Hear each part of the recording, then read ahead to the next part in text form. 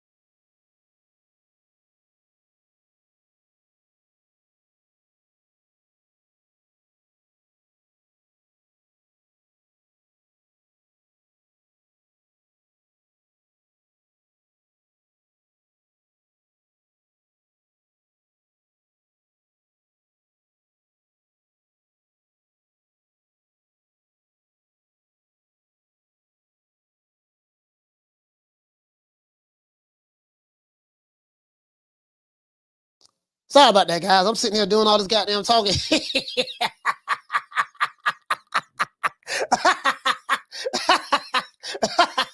I didn't even check.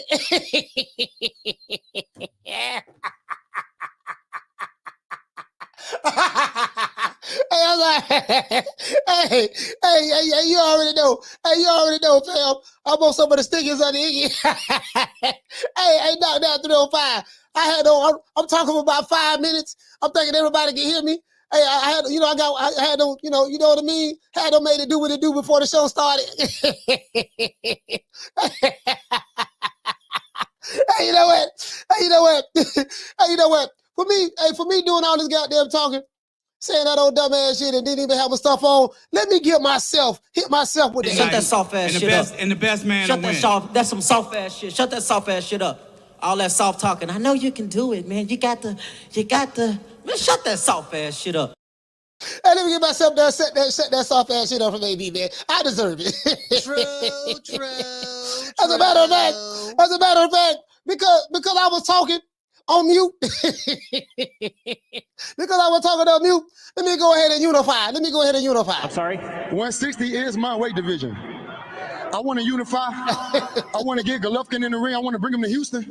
You know what I'm saying? I want to get Canelo out here to Houston. If they really to come down to 160, this is my weight division.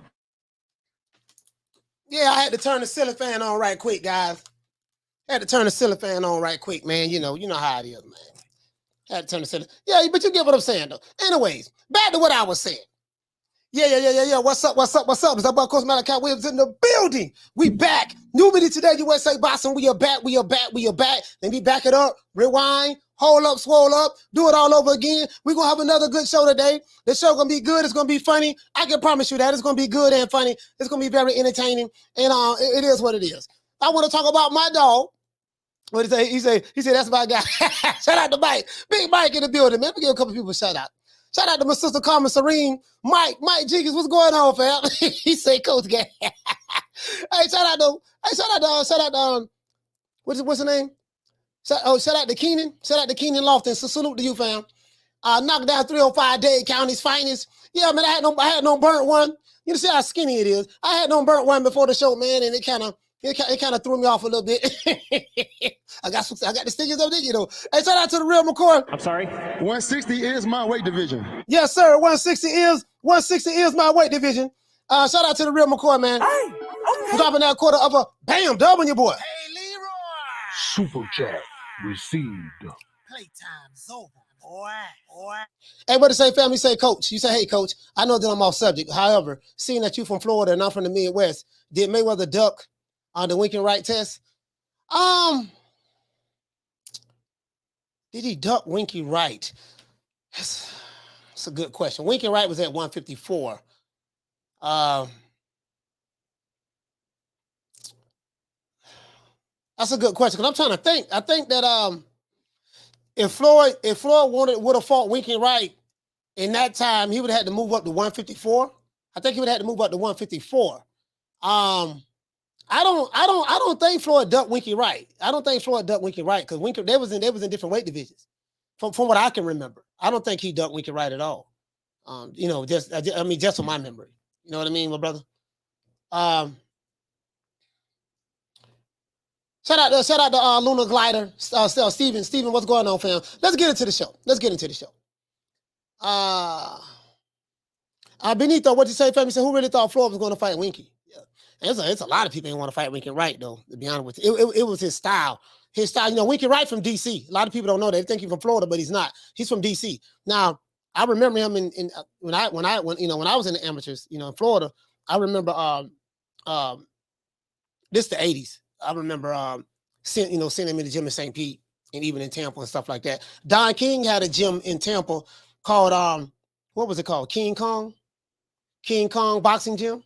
Don King had a gym in Tampa. For those who remember, like years, I'm talking about 30 years ago. I'm talking about 80, 88, 89, 90, maybe 89, 90, 91, 92. Around that time, Don King had a gym in Tampa as well, in the North Tampa area. But anyway, let's get into the show. Now, since ain't nobody talking about him, Jermell Charlo, if you watching, you can thank me later. No one is talking about you, sir. They have forgotten all about you. I know you're rich I know you're doing well. I don't know what your money looking like, you know what I mean? You still waiting on payments from Al Haymon, telling. But but other than that, man, ain't nobody talking about you, dog. Nobody. But it was as though you became undisputed, and it was as though nobody talking about you. So it ain't just the mainstream media not talking about you, the mainstream media, but even YouTubers, like people who are on my level, they're not even talking about you, bro. It's as though you don't even exist in the sport of boxing. True. For real though. I'm telling you, even the propaganda channels, they ain't thinking about you. They don't even talk about you. That's some black power shit for your ass, right? Well, so-called. Has Jermell Charlo been forgotten by the PBC? Will Al Haymon offer Canelo another package deal? Tell you where I'm going at with this. Why has Jermell Charlo been forgotten at the PBC? That's a question that I have. Jermell Charlo is the first fighter to ever become the undisputed in the 4-belt era in the junior middleweight division. In the junior middleweight division, Jermell Charlo is the only one that's done that. It's the first one in the 4-belt era. Jermell Charlo has made history, guys, by doing this, right? For some reason, boxing fans, mainstream media, and social media boxing outlets don't mention Jermell Charlo's name at all. When you're talking about the guys who are undisputed and doing their thing, they'll talk about Canelo, they're talking about Devin Haney and stuff like that. But you know what? And I'm saying that Haney, people who like him talk about him, people who don't like him talk about him. But even the people who talk about him, they don't. Those guys who Haney and them is affiliated with, they're affiliated with the Alphabet Boys. They're part of that community. If you guys didn't know that they're part of the Alphabet Boy community, they don't even talk about Jermell Charlo. True. Gotta support the brothers, right? Why y'all ain't supporting that brother? I wonder why. It's as though Jermell Charlo doesn't exist at all. I'm probably one of the only content creators in the YTBC that's talking about Jermell Charlo. We hear, I'm gonna just be honest with you guys. Jermell Charlo is one of my favorite fighters. He's a good fighter. He talks a lot of trash. The fact of the matter is he made history. Recently there's only been 8 boxers in the 4-belt era. In the 4-belt era, and this is historically found. We're talking about minus ESPN and minus Top Rank. We're not talking about ESPN and Top Rank and WBC making up their own rules. We ain't talking about that. I'm talking about in the 4-belt era, when you look up historically, outside of those 3 outlets I just named, you're going to find 8 fighters. Number 1 is going to be Bernard Hopkins. He was the first to become undisputed in the middleweight division. Number 2 is going to be Jermaine Taylor. In 2005, he beat Bernard Hopkins when Bernard Hopkins became undisputed in 2004. Middleweight division. That's 2. 2 12 years later, guess who became undisputed 12 years later? In 2017, Terrence Crawford in the 4-belt era. A year later, after that, 2018, Alexander Usyk became undisputed in the cruiserweight division. That's 2018. 3 years later, Josh Taylor became the 5th guy in the 4-belt era to become undisputed. That was 2021. A few months after Josh Taylor did it, Saul Canelo Alvarez became undisputed in the 4-belt era. Right after Canelo in 2022, 2 people became undisputed. Jermell Charlo was the 7th guy in the 4-belt era, and the 8th guy is Devin the Dream Haney. There's nobody else there. We're not talking about what ESPN say, ESPN's undisputed special status or whatever. We're not talking about what Mauricio Suleiman say. We're not talking about Top Rank. We're talking about what's in the history books. Those are the 8. You know, the other black YouTube channels and subscribers talk about Canelo Alvarez. They talk about Terrence Crawford, how much they hate him. Hell, you know, they talk about Crawford more than they talk about any other fighter right now. Isn't that something? free publicity and advertisement, huh? They talk about Errol Spence Jr. They talk about Tank Davis. They talk about Devin Haney. And that's about it. That's about it, right? Oh, they talk about Deontay Wilder as well. We hear other content creators talk about Dmitry Bivol, Alexander Usyk, Anthony Joshua, Bam Rodriguez, Roman Gonzalez, Beterbiev, and others. But when it comes to Jermell the Hitman Charlo, now Jermell Iron Man Charlo, sorry about that, he is forgotten by his own. I wonder why. His own people forgotten about him. In other news, guys, Fred from Barbershop Conversations said on his podcast that Al Haymon and Stephen Espinosa are preparing to make a major financial push to get Saul Canelo Alvarez under contract so that he can fight for the PBC. Woo! I don't know how they gonna do that. Canelo got all the belts. Yeah, y'all ain't really got shit. Y'all ain't really got shit to offer him. But we'll see. That's what Fred said, right? Now, I don't know if this is true or not, guys. I don't know where Fred got his information from. He's been spot on, though, with a lot of stuff he's been saying, to be honest with you. I cannot confirm nor deny what was said in his video. However, if this is true, then this lets me know that the PBC are still in the Canelo sweepstakes. The thing I want to know how these Wakanda YouTube channels feel and aerosexual YouTube channels feel and stuff like that. Like Canelo is the guy that they hate. They hate Terrence Crawford with their passion. Terrence Crawford is probably number 1. He's probably number 1 in the hate league. They hate him with a passion. You would think Terrence Crawford was a part of the Ku Klux Klan. He was a part of the KKK. The way they hate him. You know what I mean? I never seen bro like, oh Lord Hammer, they hate him with a passion, boy. I think Canelo was number 2 behind Crawford now. It used to be Canelo, but now Crawford has surpassed Canelo. Some black on black for you, right? But anyways, we got some news about Canelo as well. I don't think Showtime and PBC gonna like this, but it is what it is. It's some news that Michael Benson put out there as well, right? But this let me know that the PBC is still trying to recruit Canelo Alvarez. Who are the fighters Al Haymon could be trying to pitch at Canelo? Does Al Haymon want to sign Canelo to a long-term contract? That's the question that I have, right? That's what I want to know. Will Canelo be interested in doing business with Al Haymon when the PBC have nothing to offer him? Because I don't see nothing they have to offer him. What you going to offer him? You're going to offer him, Mr. I want to unify? You want to offer him, I want to unify? I don't think he's interested in that. What you got to offer him? Caleb Plant ain't got no belt. He got beat for his belt. David Benavidez, I don't think that ain't nothing to offer him. I'm just saying, B, I'm just saying. Will he be interested in want to do business with them, knowing Al Haymon's business practices? Can Canelo trust Al Haymon when everyone knows his business practices as it relates to non-PBC fighters?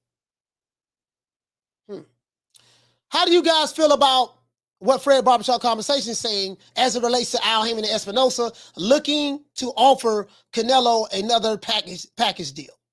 Remember, before they tried to come with a package deal, Canelo like, nah, puto, I'm good, and walked away. Then they begged him to come back. They got on the knees and they begged him to come back. He came back, and they say, look here, baby boy, don't worry about it, just one fight, that's it. They came to their senses. So what do you guys think about that? How do you guys feel about the Wakanda YouTube channels refusing to talk about my man, the brother I like? I really like Jermell Charlo. Now the nigga is crazy now. He is crazy. He's crazy now. He is crazy. But my main man, Jermell Charlo. How do you guys feel about them refusing to talk about Jermell Charlo, even though he is currently the undisputed junior middleweight champion of the world, and he is black? And he's black. Just want to throw that out there. Let's talk about it. Let's talk about it. Shout out to Haymon. Haymon, what's going on, fam? My brother Jamie, man. What's going on, Jamie? You say not much to offer Canelo over there. Yeah, I don't really see nothing. Me at Western Boston, he said they offer Arrow. Don't make sense. Yeah, I mean, yeah. Why the hell would Canelo want to fight a welterweight? That probably was a cash out. That probably was a cash out fight for Spence. Because Spence don't stand a snowball chance in hell against a Canelo. You get what I'm saying? So that's probably that's what it sounded like to me. Shout out to Schoolo. What you say, family? Say they hate no Mel. Yeah, man, I'm gonna talk about Mel, man. We gotta talk about him. Cause I don't want people, I want when Mel go to look his name up, he gonna be like, yeah, man, that's that one dude that would talk about me, dog. Everybody else, they left me for dead. They left Jermell Charlo for dead, baby. Left him for dead, broken, disgusted. He don't know where his next meal coming from. I just joke about that, but you get what I'm saying, though. The man is the undisputed junior middleweight champion of the world. Hey, Eric, check this out, though, fam. Jermell is the undisputed junior middleweight champion of the world. The first to do it in the 4-belt era, and he's black, so it fits the Wakanda narrative. And guess what? They don't even talk about him. True. They don't even talk about it at all. Woo! I don't understand. Shout out to Killer Boss. You say Al stopped the big fights. Haymon. Yeah, man. What'd you say? He say the names, man. I already said the names. I already said the names. I said Wakanda niggas. That's their names. Shout out to Tommy Gunn. You say I feel like the top guys should fight each other. I don't care if they're both in weight classes. Bring them both to a closer weight. So I guess you're trying to say like a catch weight, something like that. Listen, hey Tommy, the only thing I have, fam, is this. If you are, let me look over here because I want to have it over here too. If you are just all I require is just fight all the guys in your weight division. You know what I mean? Just fight the guys in your weight division. You get what I'm saying? Fight the guys in your weight division. That's the only thing I require. Like, listen, dog, just go ahead and if they're in your weight division, man, just go ahead and fight everybody in your weight division.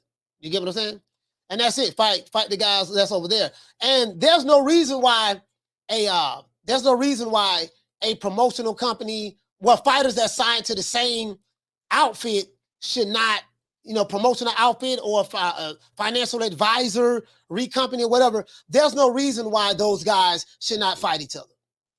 And that's why I'm happy. I am happy that we are getting, according to what they're saying, we're going to get the David Beterbiev and Caleb Plant fight. Of course, nothing is official until we actually see him in the ring. But that's a good thing. Shout out to my main man TJ. Shout out to Marquis. Shout out to Marquis. What's going on, fam? You get what I'm saying, though? Shout out to PBC Central. You say they tried to bring Spence up to fight Canelo. If he would have knocked him out, they would have called Spence a cherry pick.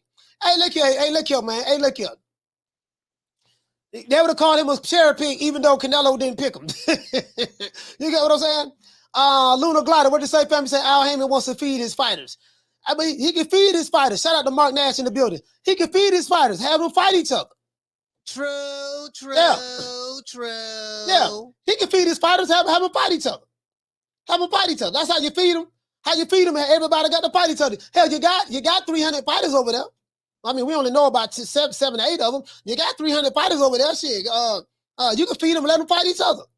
You know, you give them a whole head cheese sandwich. We know they ain't get no, you know, they ain't get, but they get a couple dollars up front, and the rest they got to get on the back end.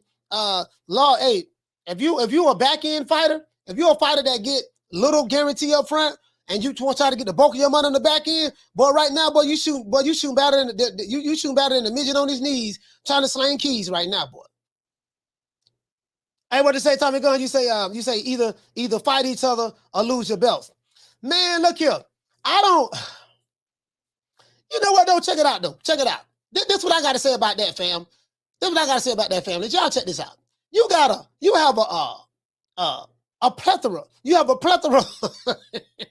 You have a plethora of stars over there. What Leonard Ellerby said? He said, we have stars over here. We know how to make stars over here because we know what we're doing. We did it before. We know we broke all kind of pay-per-view records. You know what, Leonard? You know how Leonard be capping. Yeah. You know, we broken all kind of pay-per-view records, guys. You know, we make stars over here. Because we know we have the blueprint.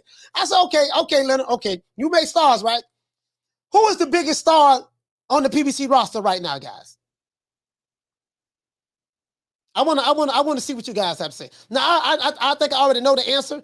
I know what my answer is. But who are the biggest stars on the PBC roster right now? When I say stars, I'm talking about guys who can pack a venue, who can sell out an arena. I gave you a hint right there. So Ruben say Spence, okay. Diaz say Floyd. No, not Floyd. Not Floyd. Floyd ain't no star no more. Jamario say Tank. School of X-Man say Spence or Tank. Juan says Spence, easy. Dude say Deontay Wilder. Wilder used to be, but not anymore. His last pay-per-views show something different. Kelly Bossa say Rolly, Big Rolly. All right, I tell y'all. It's Gervonta Tank Davis, the boy from Baltimore. True. Tank Davis is the hottest commodity over there. Spence will be number 2 behind Tank. Like Tank Davis, literally, he has a track record of going to different cities and packing venues. Now, Spence get 38, 39,000 in Dallas Stadium. He'll get that. But he can't sell out a football stadium. You get what I'm saying? That ain't a sellout. I mean, I think the guy who broke that record was Canelo Alvarez. A non-PBC fighter who had one fight with the PBC fighter in Caleb Plant. No. Sorry about that. My bad. Canelo Alvarez took a Billy Joe Saunders, who was looked upon as a Eurobomb by a lot of ignorant people on YouTube. And he took a guy that a lot of people really didn't know in the U.S. and he packed the same stadium that Errol Smith's box in. Canelo had 73, almost 74,000 in there. That same stadium. So, I mean, and those are the facts. Those are the receipts. I mean, that ain't, that just, it is what it is. So I don't even want to talk about Canelo as related to that, but it's Tank Davis. It's Tank Davis. It's Tank Davis, and then it's Errol Spence. Tank Davis and Errol Spence. Because Tank Davis have a track record of going to multiple cities and they come out to see him. You know what I mean? So, bro, I got to call it the way I see it. Now, just suppose if Tank get in the ring with a real fighter. When I say a real fighter, I mean someone that's on his level, skill set wise.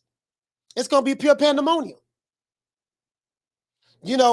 When he get in a fight that you're like, man, I don't know, boy, this here might be 50-50. Not a fight that when he step in the ring, oh man, we know he gonna knock him out. Yeah, we know he gonna knock it. You get what I'm saying? I'm talking about, not the setup fights. I'm talking about the fights that, god damn. That's why that Ryan Garcia fight was so important. But I knew that wasn't gonna go down. And we already know why it ain't gonna go down. So it is what it is, because I kind of feel bad for Tank in this aspect, because if he wants to start, Tank is 28 years old now. He's 28 years old. And this is why I tell you guys, the conversation we had yesterday, I can't go off of the blueprint. We fought in the Mayweather blueprint. That's foolishness, because if you look at what Floyd did by the time he was 28 years old, and you look at what Tank is doing, there's no comparison. You get what I'm saying? So that's why I like to dispel that myth, and I like to show the resumes. The resumes speak for itself. You get what I'm saying? As it relates to that. But Tank Davis, man, he I'm not gonna lie, he's that guy, bro. I can't even front. Like, he is that guy. If he ever was to get into a fight with a top guy, the fans really gonna come out. I know I will. If he ever get in a fight with a top guy, like a top guy, I'm more than likely, I'm gonna go see that fight. You can believe that. I ain't going to see no goddamn Rolling Romero. Hog head cheese sandwich. You know what I mean? Pork chop bone. Oh man, goddamn. Before he step in the ring, he a minus 2,000 favorite. Oh, come on, man. I ain't going to see nothing like that. Shout out to John B. Poetic. You say Tank almost 30 and hasn't had a 50-50 fight yet. No, he hasn't had a 50-50 fight yet. I maybe some would say probably my main man was Pedraza. Some would probably say maybe Pedraza, but yeah. John B. Poetic, what you say? Oh yeah, I got you. I had read yours. Eddie Val, what do you say? You say even Tank was to lose versus top level fighters, Tank money will skyrocket, putting up good performances. Yeah. See, it's not. See, Eddie Val, you hit the nail right on the head, fam. See, they thinking it's about if you lose or not. No, it ain't about if you lose and trying to keep the O. Like this mythical. Let's dispel of this mythical. You have to keep the O to make money. These fighters who are keeping their O's, they ain't making no money any goddamn ways. When I say money, they're not making Floyd Mayweather mega money by keeping their O's. Hell, look at Jermell Charlo. He went to jail. What? He went to jail for not being able to pay a restaurant tab. They left out of the restaurant tab. The debit card got declined. Come on, man. You got 20 dudes with you, all 20 of them broke. Can't nobody put no money together to pay the bill. Your debit card got declined. Al Haymon didn't give you your allowance. It didn't get your allowance for that week. Then they had to put a one out for the rest because he got in a scuffle or something in there and they had to leave. And the case got dismissed. But you get what I'm saying, though. He shouldn't have been in no situation like that. You get what I'm saying? That's all I'm saying. That's all I'm saying, man. There's a whole lot of dudes undefeated, man. And you look at their resume. Okay, you undefeated. Yeah, I'm undefeated. Yeah, you undefeated, but you ain't fought no goddamn body. Hell, if I fought the same dudes, I went Golden Glove back in 79. Back in 79, I went Golden Glove. And if I would have fought some of these dudes that y'all fought, I'll be undefeated too. I'm 23-0 in the hood, though. 23-0 in the hood. minus the losses I had when I was 15. I fought this one dude 3 times. Me and him real good friends right now, a dude named Mike. Mike whooped my ass 3 times. He fought 3 times. I couldn't take the L. I said I needed a rematch. Fought him the second time. He whooped me again. I had to lick my wounds for about 2 weeks. Went right back at it again. And fought him again and lost again. After the 3rd time, I said, man, fuck it. He was just too big for me anyway. I said, man, fuck it, man. I'm just got to charge it to the game. Guess what? I ain't going to get no gun and try to shoot him or none of that. Back then, you can get a one-on-one. And if you lose, you lose. You'll fight 1 or 2 times. And after that, y'all squash it and move on and live to see another day. They don't do that no more. You get shot for argument today. You say, Coach, shout out to Always Juicy. You say, Coach, what do you think about Canelo coming back in May for a tune-up? Listen, you jump in the head of me, playboy. Hold up, swole up, rewind, stop, bring it back. You jump in the head of me, playboy. I'm going to get to that. I'm going to get to that. I got you. I got you. You know what I mean? What you say? He say sounds like a lot of Wilder 3 matches. I'm just saying, though, back in the day, the Green House Speed say, facts. Back in my day, you can get a good one-on-one and that's it. You know what I mean? And this back then, when I was coming up, when they used to have neighborhoods like battling, fighting against each other, like you may have College Hill fighting Jackson Heights. Like what we'll do, right? Every weekend, we'll have different housing projects, different neighborhoods. We'll go play football, tackle football, sandlock. We call it sandlock football. Sandlock is you ain't got no pads on, none of that. You just you tackling, no pads, none of that.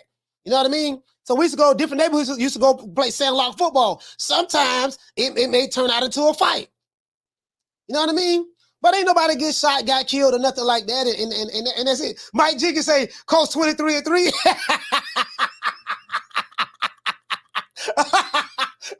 No, you know what? Hey, Mike, them 3 don't count. Them 3 don't count. Hey, Mike, them 3 don't count, fam. We can't count those 3. But you get what I'm saying, though. Y'all get what I'm saying. Like, I shout out to Foxy. What did he say, sis? He said, I think Canelo better do something. He ain't going to be able to pack them stadiums no more. He said, you can get away, I guess you said, with skeeting by for only so long. Because Bivol showed us what Canelo really like. Okay, let's get into this. Let's get into this. I'm just telling y'all how it was back in the day. You know what I mean? You know, but you know, you talk to them old dudes, you know, back in my day, you know, this is how we did it back in my day. See, you jitterbugs don't know nothing about that right now, man. You little whippersnappers, you too wet behind the ears. Y'all ain't got no hands. You don't know how to throw these things, so you always run to the pistol. You see what I'm saying? Because you know, and then when you shoot, you don't even shoot straight. Hitting innocent people, you know what I mean? All that stuff there. You know what it is. Anyway, yeah, you know, but that's back in my day. You in your 40s, you know what I'm talking about. If you're in your 40s, you know what I'm talking about. Try to get to the people in the chat. Shout out to Kelly Bossa. You say PBC have nothing Canelo needs, so Beterbiev will have to go to the zone. And you hit the nail right on the head, Pam. You hit the nail right on the head. That's it. You know, you ain't got nothing. You know, the situation has changed now. Everything has changed. You know, what can Al Haymon and Stephen Espinosa offer Canelo Alvarez? And guess what? They're gonna want Canelo to come to their network, leave the zone, and come to Showtime and the PBC. Canelo gonna look at y'all like, for what? Y'all ain't nobody. You got a whole bunch of putos over there that y'all can fight with each other. You don't even like to do business with other fighters who not signed to your company. Only reason you came at me because I'm the cash cow over here. So you had to bow down to my demands. But no, I don't even like to. Y'all be moving too funny style over there. Y'all move too funny style. You want me to do things, leave my situation to come to your company. You want me to do things that you won't even allow your fighters to do. Everything has to be one side. It has to be your way or no way. So guess what, Puto? It's no way. Get Jermell Charlo. Make him fight somebody. In the middleweight division, get Jermell Charlo. Y'all got David Morrell over there. Make Jermell Charlo fight David Morrell. Make Jermell Charlo fight what my main man, Carlos Adames. Y'all got some fights y'all can make over there. Get him out of the witness protection program and make him fight somebody. And y'all get off my Mexican nutsacks. True. That sounded like what Canelo told him. Guess what? I got somebody I want to share with y'all too. Shout out to Tommy Gunn. Hey, okay. Dropping that $2. Bam, super chat on your boy. Hey, Leroy. Super chat received. Playtime's over, boy. So what did he say? Tank versus Garcia is officially Insta post. Let me look at that. What my main man, he say Tampa Paul, stand up. Tampa Paul, what's up, baby? Tampa Paul, Central Paul, yeah, man. Yeah, you say Tampa Paul, stand up, man. Doggone Pokey, I think Pokey from Tampa Paul. Pokey. Yeah, man. Yeah, what it is, man. Yeah, Tampa Paul, stand up, man. Tampa in this BIH, man. Hey, but you get what I'm saying, though. You get what I'm saying? Though? Nah, man, nah, Puto. Let's go check that out. You say he posted it. Hey, did you take a screenshot of it? Because you know they'll delete it now. You know they'll delete it. Well, you know what? I'm gonna see. And if that did happen, let's go to Instagram. Let's go to Instagram. Let me go to my dog Ryan Garcia. Y'all know I like Ryan Garcia. As a matter of fact, shout out to Ryan Garcia. I actually do cuss a little. Do you? Also, yeah. What's your favorite curse word? Probably fuck.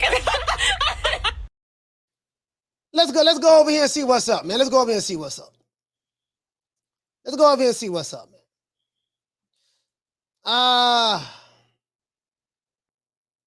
what's up. All right, let's see. He said coming soon.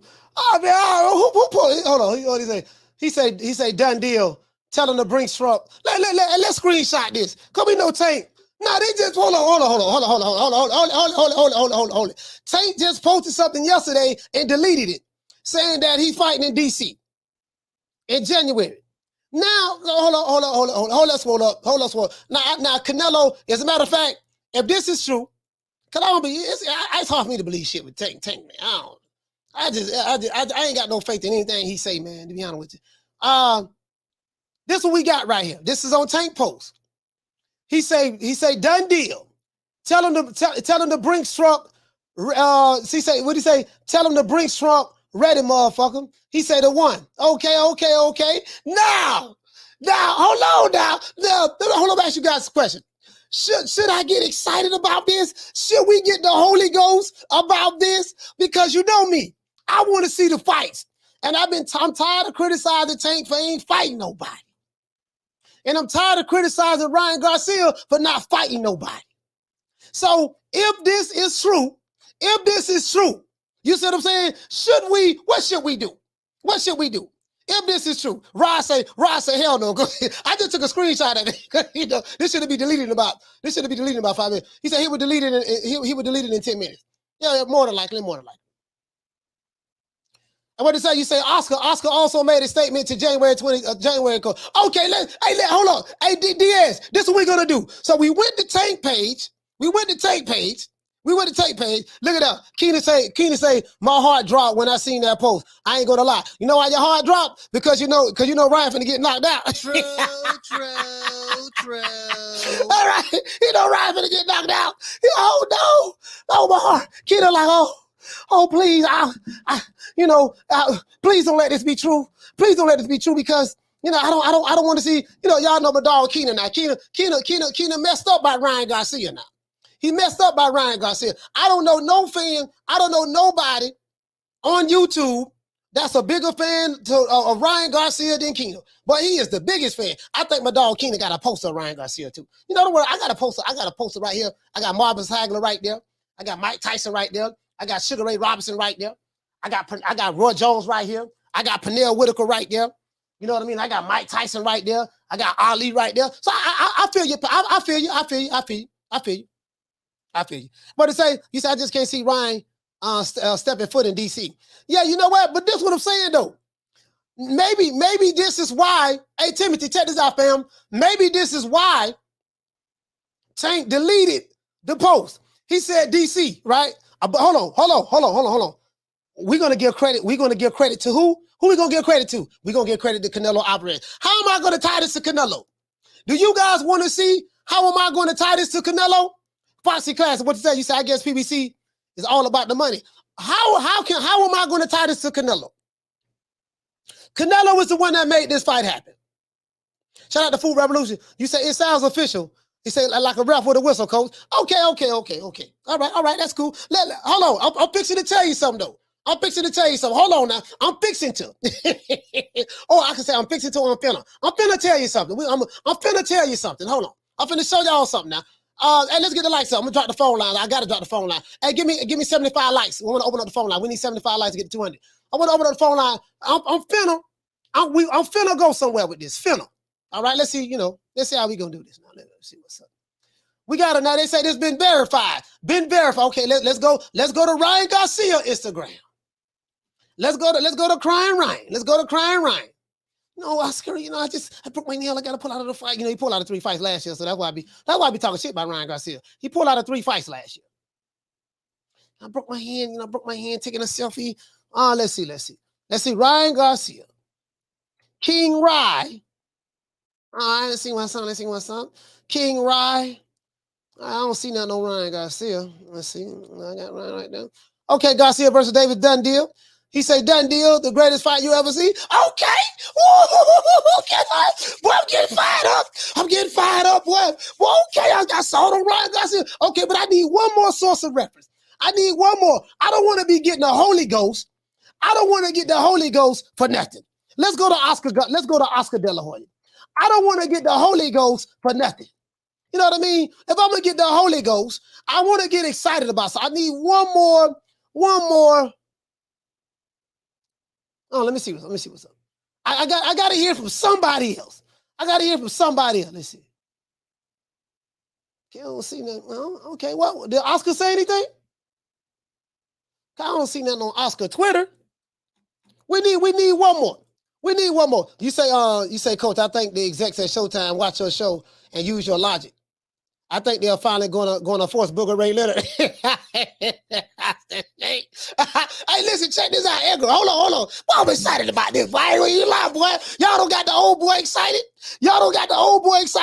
Hold on. Hold on. I need some more proof though. I need some more proof. Okay. Okay, so what I'm seeing is this. This is what I'm seeing. For what I'm seeing is, now I'm finna show you, Canelo made this fight happen. I'm finna tell you how he made it happen.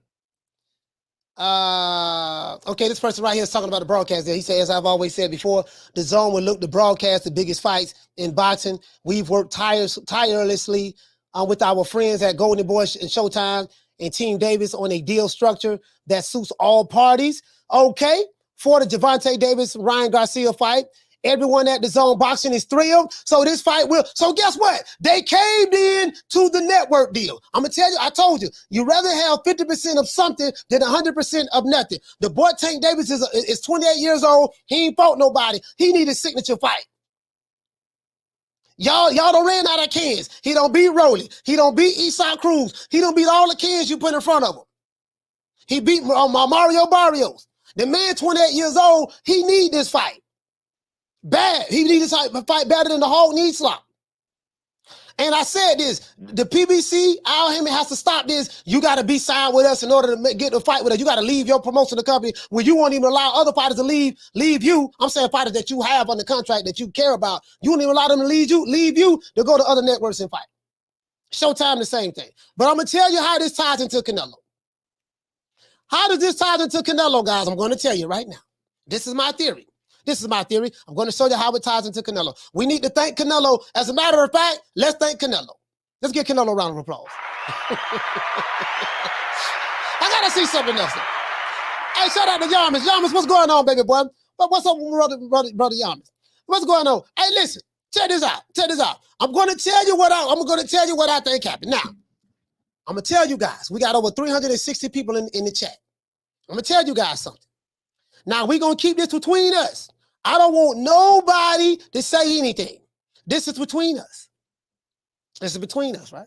You know what I mean? When it's between us, don't let nobody, don't tell nobody outside of this circle. Don't tell nobody outside of this circle. This is what I'm going to tell you what happened. I'm going to tell you what happened. As a matter of fact, I'm going to show you what happened. Now I'm going to tell you, I'm going to show you what happened. Let me go ahead and pull it up. Let me go ahead and pull up this tweet right here.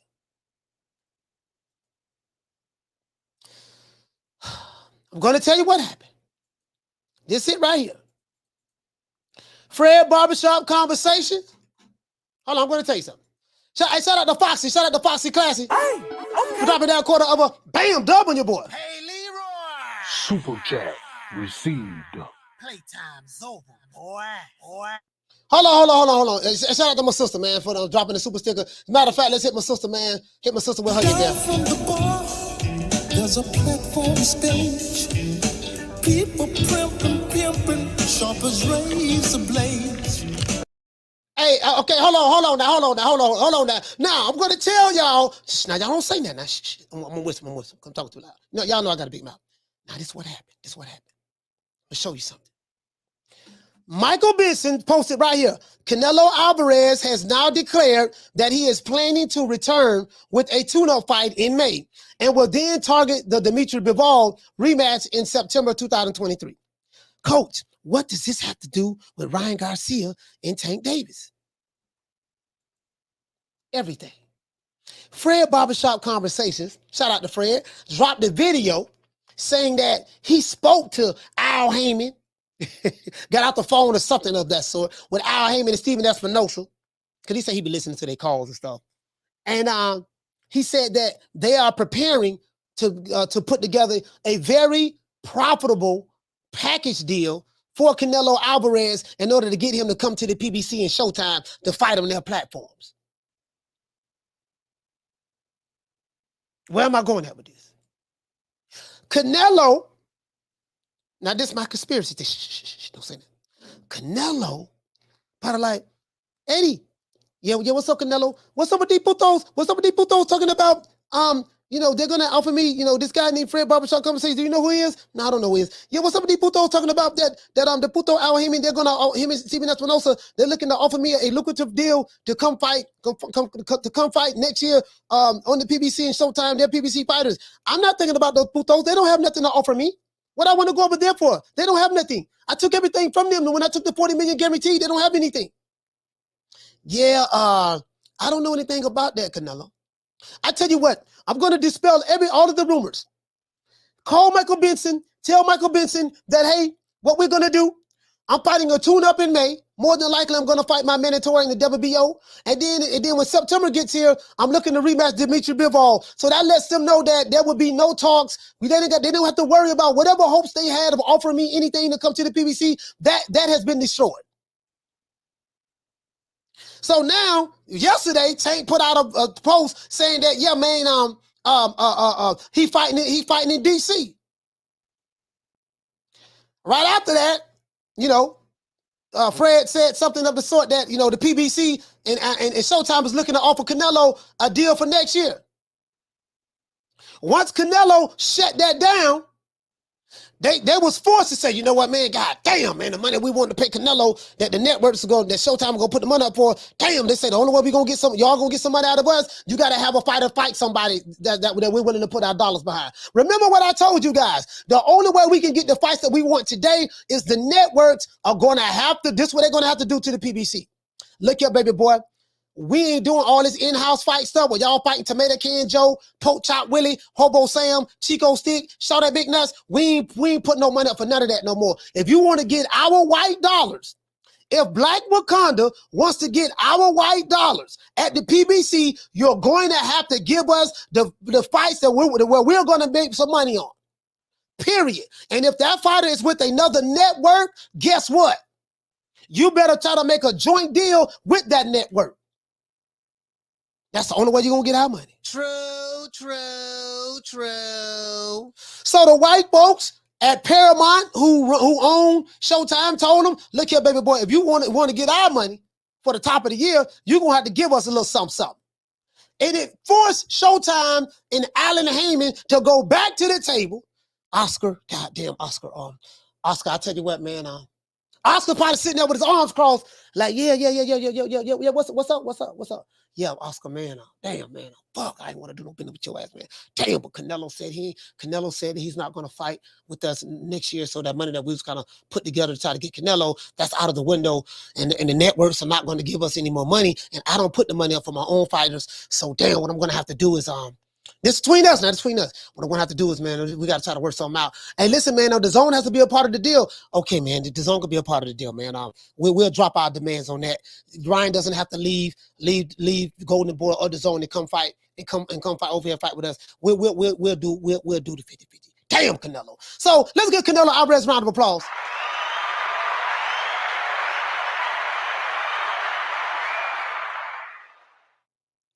All praises due to Canelo. You know what? I figured it out. I told y'all. I used to watch Inspector Gadget when I was growing up. I watched Ben Matlock. I watched Cannon, Magnum PI, the A-Team. I watch Hill Street Blues, Miami Vice, New York Undercover. I watch. Listen, Perry Mason. I watch all that there. Barnaby Jones. All the detective shows I watch. So I cracked the case. Now, keep that between us. Now, don't tell nobody. You say Tank. You say DC Tank versus Gary, as rowdy as it gets. He said, what's an insurrection?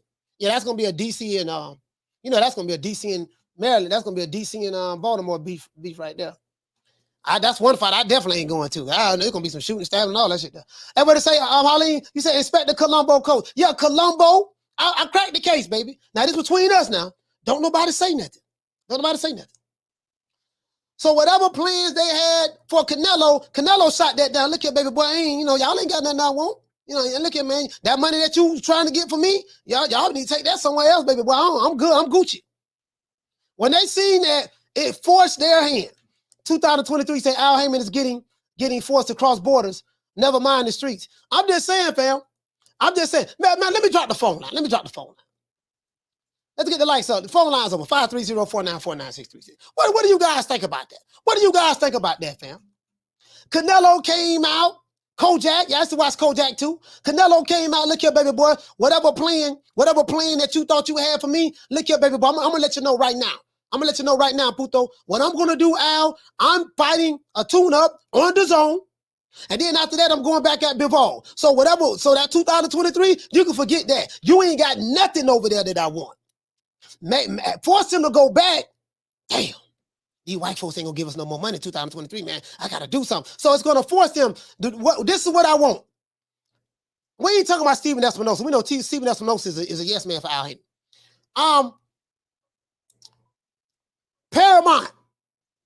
In order for us, I need you to help us. I need Paramount to help us boxing fans. In order for us to get the fights that we want from fighters that's with different promotional companies that you may finance, we need you to make them make those fights happen. Withhold your white dollars and let Al know if you want to get our money, you better goddamn it give us the fights that we want, or you ain't gonna get none of our money. Caller, what's your name? Where you calling from? My name is Jerry from Detroit. Jerry from Detroit. Talk to me, fam. Man, I'm tired of these damn politics. I can't do it. I can't do it, man. I can't do it.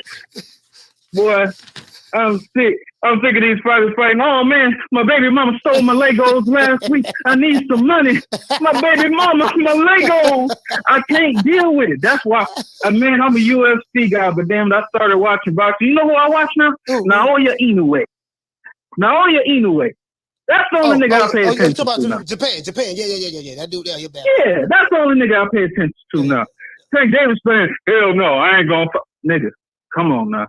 With all this Bud Crawford shit, all this Al Haymon shit. Yeah, all this Al Haymon better pay them fighters, man. I'm sick of it, my nigga. I can't do it. Well, I'm jumping and turning in circles, nigga. The hog head cheese sandwiches. You know, I learned that was a ham sandwich. I learned it. I can't do it no more. Nigga, next thing you know, Tyson Fury's gonna be talking about some, I want to fight Tank Davis. I want to get down to 130. Shut your bitch ass up. I can't do it. I want to unify. I can't. I want to unify. I want to unify and testify and clarify and stir fry. No. I want to stir fry all the belts, the French fries belt. I want to stir fry that. Hey man, bro, listen. How do you feel about now? I think I just cracked the case. How do you feel about my analysis that now this is if what Fred Barbershop Conversations was saying is true. But I'm looking at the timeline. Check this out. I want you to follow me. Fred dropped the video. Okay. Fred dropped the video saying that Canelo said that Al Haymon and the PBC and Stephen Espinosa are looking to put together a package to lure Canelo to come fight with PBC and on Showtime.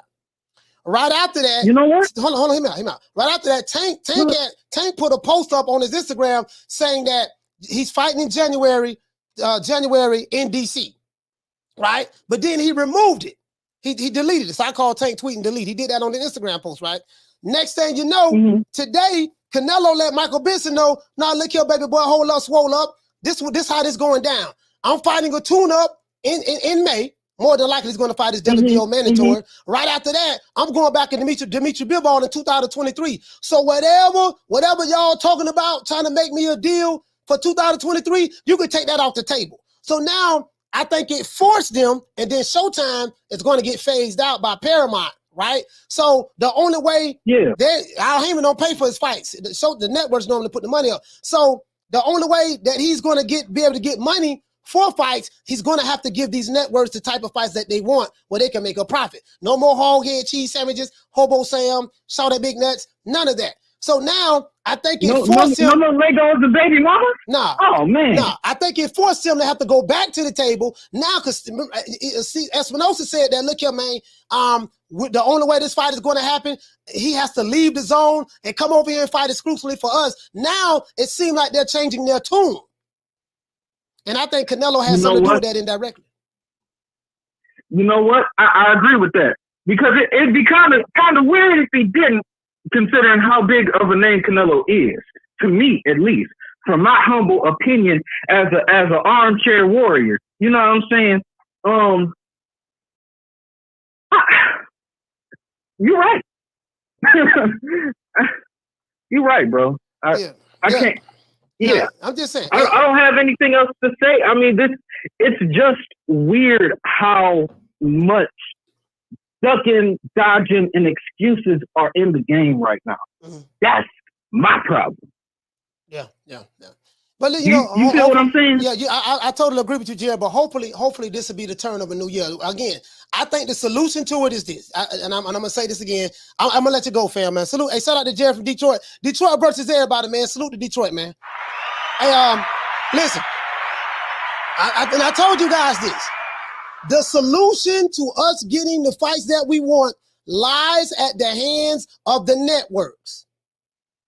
If you are a advisory company that's dependent upon, if you are a Wakanda channel, Wakanda company, but you're dependent upon the white man's dollars to finance your fights. If I'm the white man, I tell them, I say, look here, Wakanda, if you want to get any more vibranium from me, what you're going to have to do, you're going to have to give me a better product that I can put my money behind.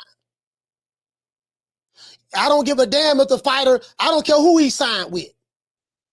Canelo is off the table. Canelo is off the table. He's off the table. And if you want to get our money, this is what you're going to have to do. And that's how you make Wakanda get in line. That's how you make them fall back, make them say, you know what? They ain't gonna give us no more money, dog. They ain't gonna give us no more vibranium. No more vibranium. So since they're not gonna give us no more vibranium, we're gonna have to tighten up on our backstroke. We cracked the case. We cracked the case. We cracked the case, guys. Oh, got another call calling it. Dang, hey, call back, man. You seem like you hung up. The caller hung up. We cracked the case. We cracked the case. All right, here you go right here. Here you go right here. It's on Stephen Espinosa page.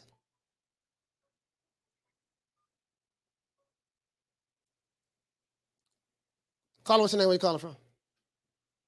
Willie Cole, out of Cobb from Houston, Texas. How you doing, brother? Willie Cole, what's going on, baby boy? Talk to me. Man, look here. I had to call on this one because you done cracked this code, right? Yeah. I need to play some theme music. You know how back in the Perry Masons and all that. I need to have theme music when you're doing this kind of shit. Because I'm gonna tell you what you just latched on to. Not only is Al about to do this deal with Tank and Ryan, hopefully, fingers crossed, dude, I'm gonna tell you this is just to open the door for Spence and Crawford next year as well. Right. Yeah. As well. Yeah. You know what? Because because the reason why Crawford went ahead and took this fight with David Avanesian, you know, when they gave him according to what he was saying, and then what the information that's out there, even from what Errol Spence said in his Twitter, there, you know, he was proposed a fight that they wasn't going to fight until next year, until 2023. So if the fight wasn't going to happen until 2023, why sit around and don't have a fight this year? Have a fight this year, right? I think Canelo Alvarez. Let me tell you something. Go ahead, I know go ahead and make that money. I know it sounds crazy, but Canelo Alvarez, by him putting that tweet out there, letting them know, hey man, look, this ain't going. Whatever plans y'all had for me, you can throw that out of the window. I'm not coming over there.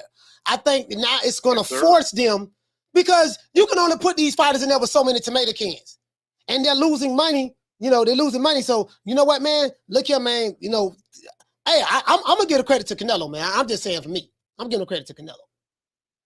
Oh no, I'm with you. Dude, look here. I haven't been on the Canelo Alvarez bandwagon, right? I mean, I regard him as a good fighter, whatever.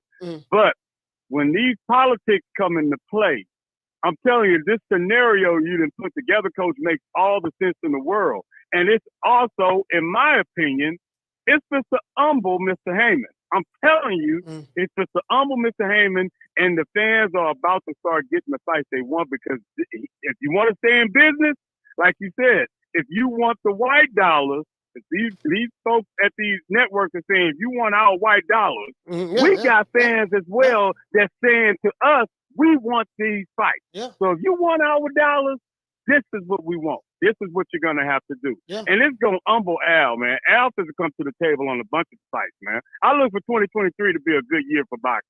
I'm saying him and Stephen Espinosa, look, y'all got to get off this arrogant high horse and say, look here, man, if you want my money, this is what you're going to have to do. And if you're not going to do it, put your own money up for the fights. But if you want my white dollars, and we know that ain't happening. You want my white dollars, you're going to have to do this, A, B, C, and D. That's it, period, bottom line. And that's how that works. That's how that works, yeah.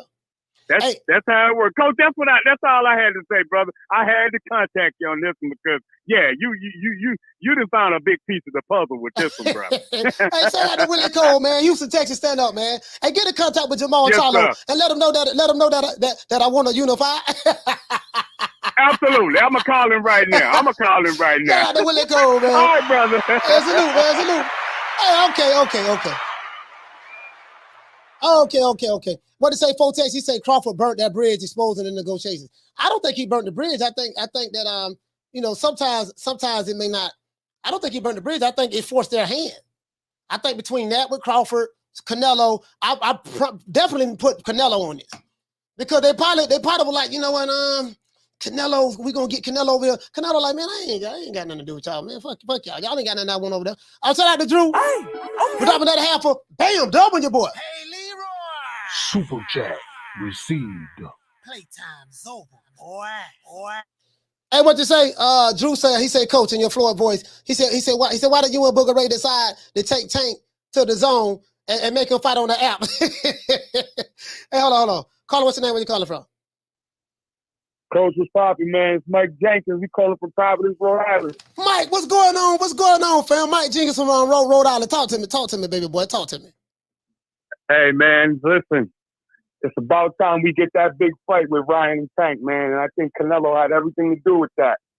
Yeah, man.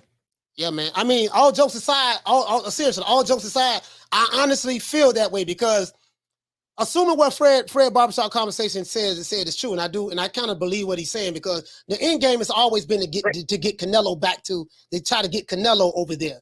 Once Canelo say, "Look here, man, all of that, you know, me coming over there, whatever y'all offering me, y'all ain't got nothing I want. I'm having to tune up on the zone, and I'm going back to Dmitry Bivol next year. So y'all may have to holler at me in 2024. I think it forced him to reassess the situation. He said, you know what, man, damn, man, we're gonna have to make the fights now.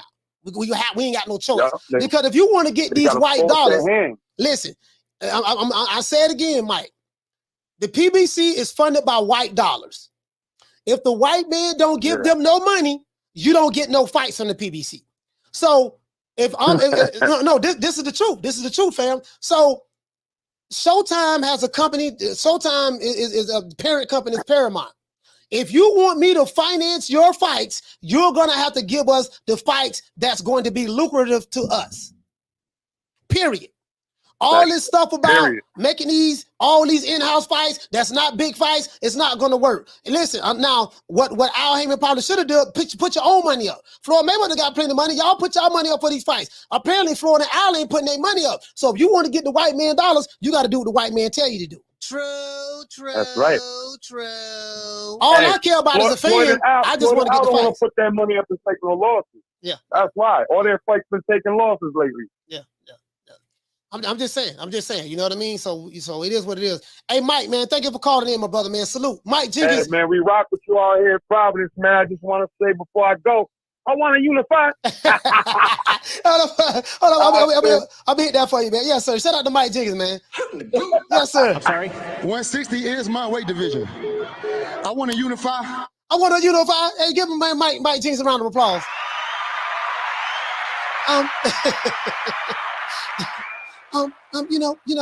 Drew, that's a hell of a question. The reason why that we're gonna have Tank do a partnership with DAZN and fight on DAZN because I went over there first. And you see that I had my last fight on DAZN, the same app that Leonard Ellaby was trashing. I told Leonard, you're gonna have to calm down, pipe down, Leonard. The well is right now. We're gonna have to try to diversify the portfolio. We got to try to diversify the portfolio. Showtime, the parent company said they're not gonna give us any more money. We have no more money, and I'm not gonna put my money up to pay for these fights because I know they're losing. And Al is not gonna put any of his money up. So in order for us to get the white dollars, we're gonna have to do what the white man tell us to do, Leonard. So you're gonna have to retract everything that you said on Twitter. Take those tweets down, and I might use you to carry the spit bucket again and give me some more massages in my next exhibition, okay? And that's what happened. Canelo Alvarez. Hey, let's thank Canelo. Down from the bar, there's a platform stage. People pimping, sharp as razor blades. Now this between us now. Don't tell nobody. Now we cracked the case over here at New Media Today USA Boxing. We cracked the case. So don't tell nobody. So if I hear any other YouTube channels talking about this, I know that somebody in the chat said something. Don't tell World Comeback Sports. Don't tell him. Don't tell him. Don't tell Ring IQ. Don't tell Beats Scrapbook Boxing. Don't tell Blood Boxing. Don't tell Sporting Icon. Don't tell none of them. Don't say nothing. You heard it from me. Caller, what's your name? Where you calling from? What's up, Coach? This is the inevitable. D Block, D Town, D City, D-Ville, Baltimore. Blaze up. I gotta give you some props, Coach. You know who's calling right now, right? They call me the tank hater. Yeah, you were the tank hater. Yeah, you were the tank hater. No, you were the tank hater. You did solve it, Coach. You solved everything. So I'm gonna tell you something, okay? And just listen to me real quick. You, all right, and me, okay? We pushed the narrative every day as much as we could, right? As much as a human being can.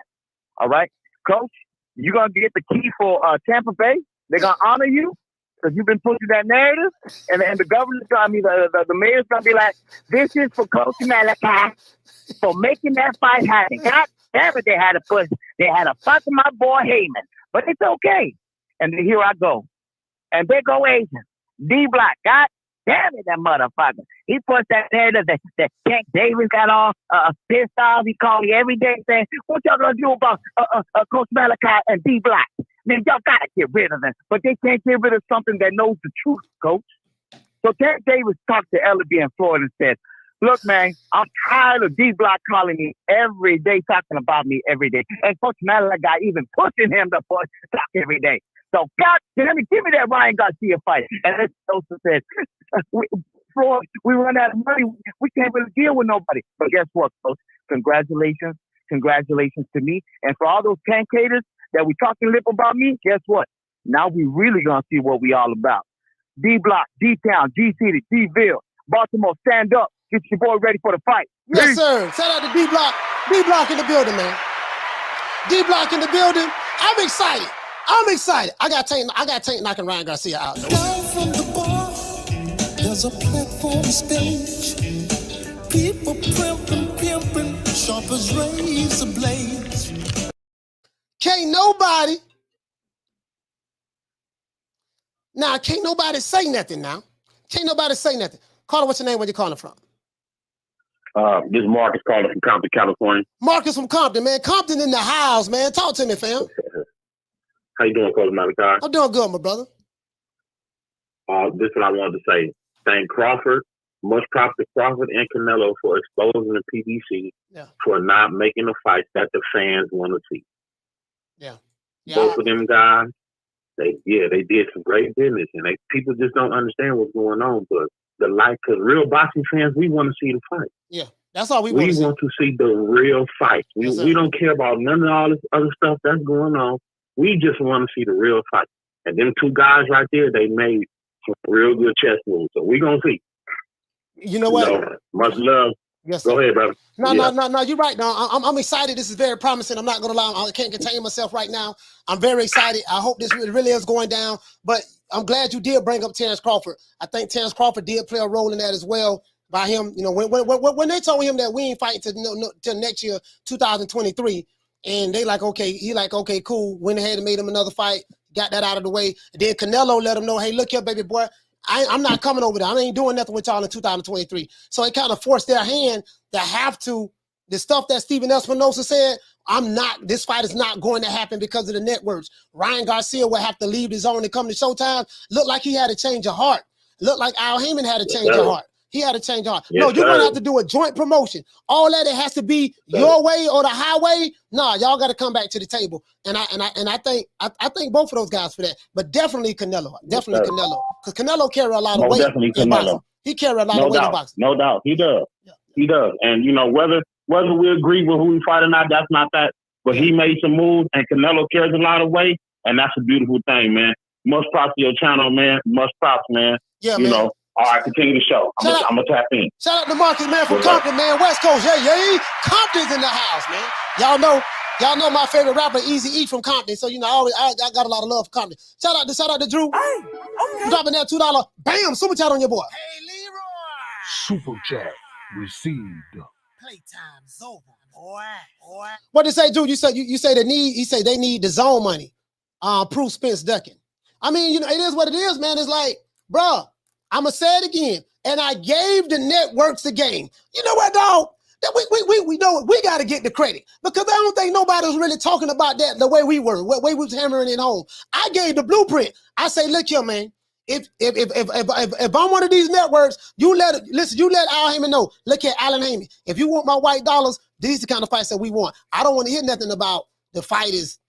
You know, they were a different network. Y'all got to make that happen. And Stephen Espinosa got to do what his bosses tell him to do. So it is what it is. Carlos, what's your name? Where you calling from?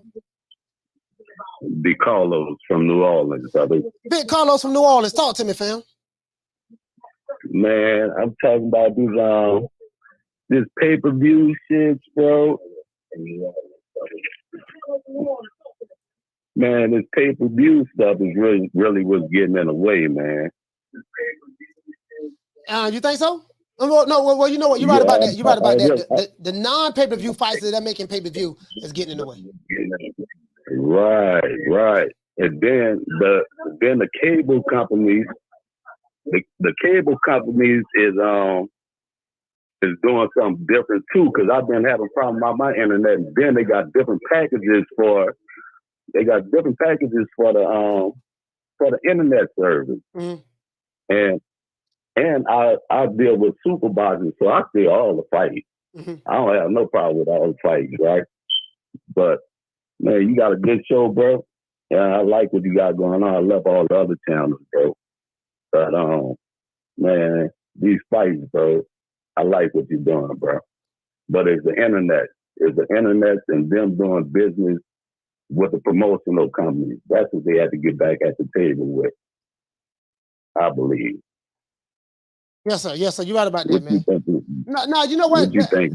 I think what it is, they're gonna have to take fights and make them pay-per-view fights. They gotta. If you're gonna do it, pay-per-views used to be for special occasions. You can't take a Deontay Wilder and a Robert Alina and put that on pay-per-view. You can't take a Andy Ruiz and the King Kong Ortiz and make that pay-per-view. Those are not pay-per-view fights. Pay-per-views were normally for big fights, special occasions. You get what I'm saying? That's what it was for. So, you know, other than that, that's it. Right. So back in the days, they didn't have pay-per-view. They just had Showtime. They just had the internet and stuff. They didn't even have the internet back then. They just had the cable network. Yeah, the cable network, but they had pay-per-view. They had pay-per-view then. They had pay-per-view. Well, you know, before that, they had the closed circuit. And then once the cable came out, it became more popular, like in the 80s and stuff like that. They had the late 80s, they had pay-per-view. They had pay-per-view back then. But that was for special occasion. You know, Mike Tyson used to fight on pay-per-view when he got with Don King and stuff like that, you know. So Right. Yes, sir. But they was for special occasions though. But now it's a whole nother. They have to come back to the table, I think, with the cable companies though, bro. Because everybody is still in fights. Everybody got Fire Stick, all these other boxes. I got a Superbox. Mm-hmm. A Superbox 3. You can look that up when you get a chance. Superbox. Yeah. I remember Superbox. I remember Superbox. Yeah. And man, I get shit all over the world with that there, man. But I ain't trying to hold you up, man. I was just trying to pop your collar on that there, man. Keep it going, brother. All right, shout out to Big Carlos, man, from New Orleans. Salute to you, fam. I appreciate you, brother. Yes, sir. I appreciate you, fam.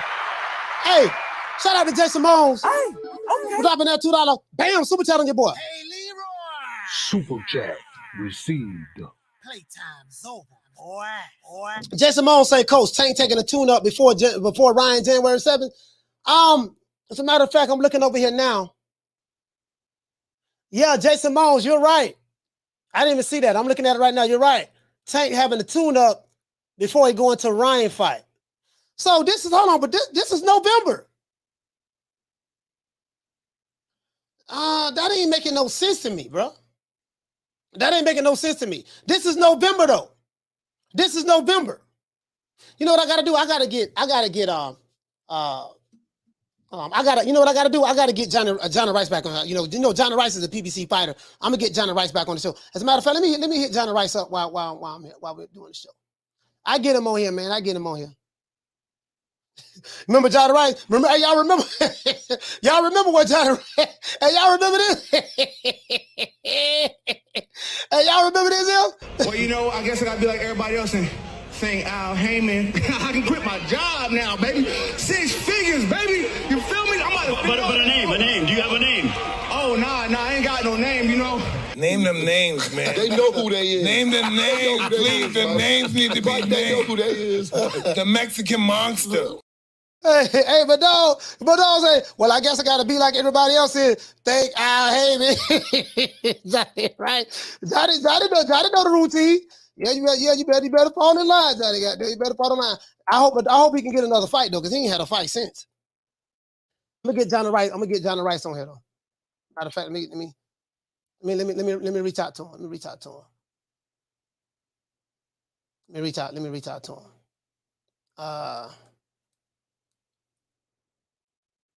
Hold on, guys. Need to find out what's going on with my brother. On the show. Never. All right, I just sent Johnny Rice. I just hit him up right quick. Hit Johnny Rice up right quick. See, can we get him back on here, man? Because he haven't had a fight. He haven't had a fight since January this year. Shout out to Vince. Hey, okay. Dropping that $2. Bam, super chat on your boy. Hey, Leroy. Super chat received. Playtime's over, boy. What you say? Vince? You say Vince in the building. Yes, sir. Salute to you, fam. Shout out to Food Revolution. What you say, sis? You said the tune-up would be in January and the fight is supposed to be in April, coach. Okay. Tune-up in January, a fight in April. All right. As a matter of fact, what does it say that at? What does it say that at? I'm on Stephen Espinosa's Twitter page right now. I'm not, I believe you, but it's not, I don't know where it's at. Because if I look on, Ryan Garcia say Las Vegas 2023. We know that they did lock down those 2 dates. Remember I showed you the dates that Tom Brown locked down? He had January the 7th, I want to say January the 28th, and he had a date in, was it March? I think it was March. They had a date in March. They had the first quarter of the year, they had three dates that were reserved for TGB. You know what I mean? Which is the white promotion of the company that the black Al Haymon uses. Gotta throw that out there. Shots fired. You get what I'm saying? I just want to throw that out there. So they locked that. So that's what they did. All right, well, if that's fight gonna happen in April, that's good then. So they're gonna have to give Tank a soft touch. So I guess he probably still had a fight in DC then. Probably gonna give him something. Probably ain't gonna give him much of nothing. You know what I mean? Probably not gonna give him much of nothing. He said February the 4th, MGM. Yeah, as a matter of fact, you know what? I have it right here, fam. Let's look at the dates. Let's look at the dates right quick again. Cause I'm trying to go off memory, but I actually have it right here. I don't have to go off memory. I have it right here. Hold on. Let's pull it up right here. I have the dates right here, fam. Wheels, I got it right here. Hold on. February the 4th, you're right. Wheels, you're right. because I have it right here. So they had January the 7th.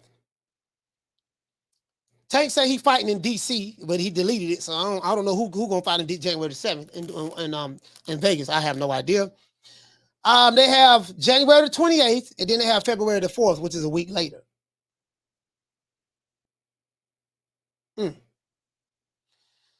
All right, that's gonna be interesting. So, hey, shout out to World Comeback Sports. You said what you said. I put it out there. Hector Garcia may definitely be Tank next opponent. Yeah, Hector. You know what? Hey, World Comeback Sports. You know what, fam? Hector Garcia is a 130 pounder. That's the guy that beat Chris Colbert. Chris Colbert, right? That's the guy that upset Chris Colbert. He's él es dominicano. Yo creo que él es de Santo Domingo. You know what I mean? Él es de la República Dominica. Yo lo creo. Yeah, I think that's him. He's a 130 pounder, but he's a big 130 pounder. He's a big 130 pounder. Hold on, my sister sent me something. All right. What she sent me? She sent me something. All right, I got it. I think I got it. All right, so he said everyone. He said Coach revealed sensitive information. All right, anyways. Check it out though. Shout out to Dope for dropping that $2. Bam, super chat on your boy. Hey, Leroy. Super chat received. So right here. Playtime's over, boy. Shout out to here go Michael Benson. Okay. So we got to put that little John. I got to get the little John sound effect. Shout out to what you say. You say Tank confirmed he's taking the tune up first, coach. Okay, cool. That's cool. Yeah, he gonna need one. He gonna need one messing with Ryan. You know what? Tank don't need no tune up for Ryan Garcia though. True. What Keita, shots fired. Keita gonna be mad at the motherfucker. What the hell you mean? Tank don't need no tune up for Ryan. You don't need no tune up, man. I'm calling it right now. When this St. Davis and Ryan Garcia fight happens, when it happens, guess what? It's gonna be in Vegas. Try to put some cheese aside so I can go to that fight. I see Tank stopping Ryan Garcia with a body shot. I see him dropping him with a body shot. I don't know if he stop him with it ultimately, but I think the body shots. I think the body shots. I see bodies. And that's what I see. World Comeback Sports. What did say, fam? He said, yeah. And he may be moving up to face Tank, coach. Yeah. He's going to have to. Hey, you know what, Scotty? He's going to have to, fam, because, he's a 130 pounder. But he's a big 130 pounder. He's going to have to. He's going to have to move up. Hey, shout out to Jason Mones. Dropping that $2. Bam, super chat on your boy. Hey, Leroy. Super chat received. Playtime's over, boy. Jason, what to say, fam? He said, I hope this doesn't put the fight in jeopardy. No, I don't think so. I think what they're going to do, they're going to pick the finest of the cherries. Now, hold on, Jason. Hold on, swole up. Now, I see where you're going at with this. What if the cherry that they pick, what they say, Hector Garcia, what if Hector Garcia put them paws on Tank? What if, now, I'm going to tell you something. If the fight go 12 rounds, Hector Garcia don't stand a snowball chance in hell of winning this fight. And Hector Garcia can fight a perfect fight. If it go 12 rounds, he's not going to win this fight against Tank. There's not a judge in America that's going to mess up the bag with Tank fighting Ryan Garcia next year. Not a judge in America that's going to do that. So,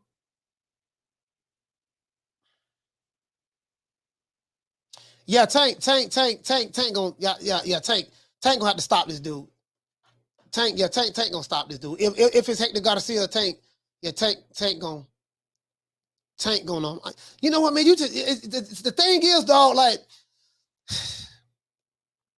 it got to be a setup fight, dog. This a layup for Tank. This is a layup for Tank. But that dude Hector Garcia can fight, dog. That dude can fight, bro. Like, you know what? Now that I think about it, Jason, I don't know, man. If that's they fight, they might. That dude can fight, bro. That dude, listen. That dude can fight, bro. Now that I think about it, I don't know. They want to pick him. Shout out to Drew. For dropping that half for bam, dub on your boy. Hey, Leroy. Super chat received. I don't know about that one, man. They might want to look at another tier. They probably need to put Rolo back in there or something. Drew, what to say, family? Say Canelo told them putos his plans, and Oscar saying in Dubai last week that he would expose PBC for blocking fights in all the bad PR from not making Spence Crawford force this coach. Yeah. It was a Spence Crawford fight not happening. Crawford coming out telling what was going on.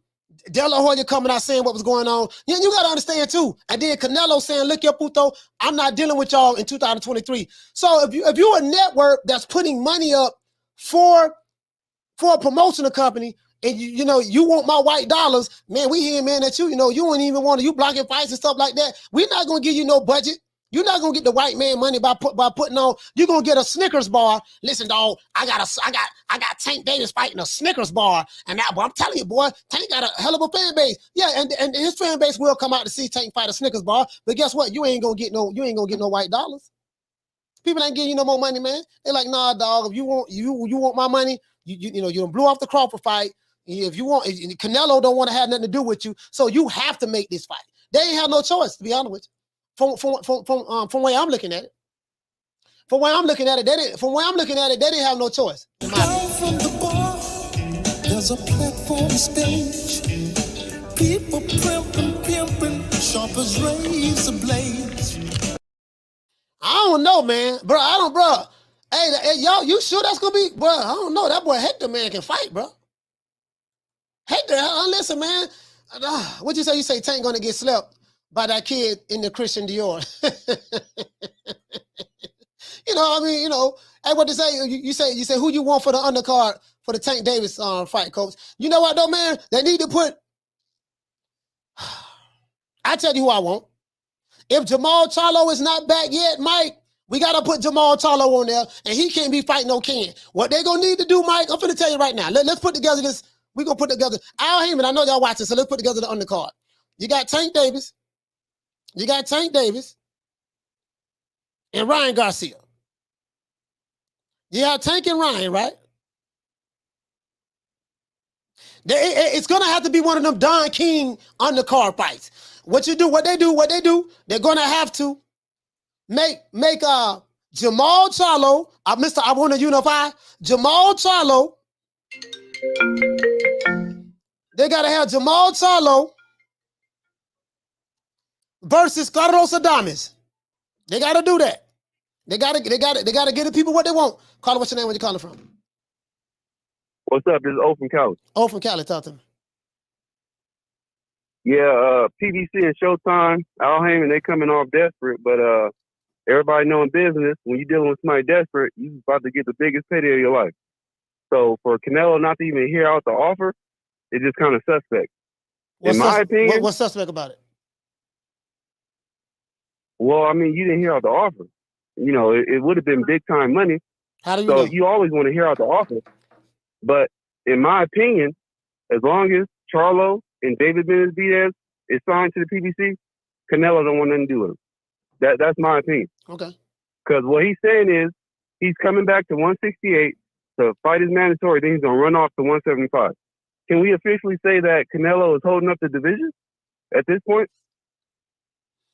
Because I thought a lot of people said, we don't want to see you at 175. You look horrible.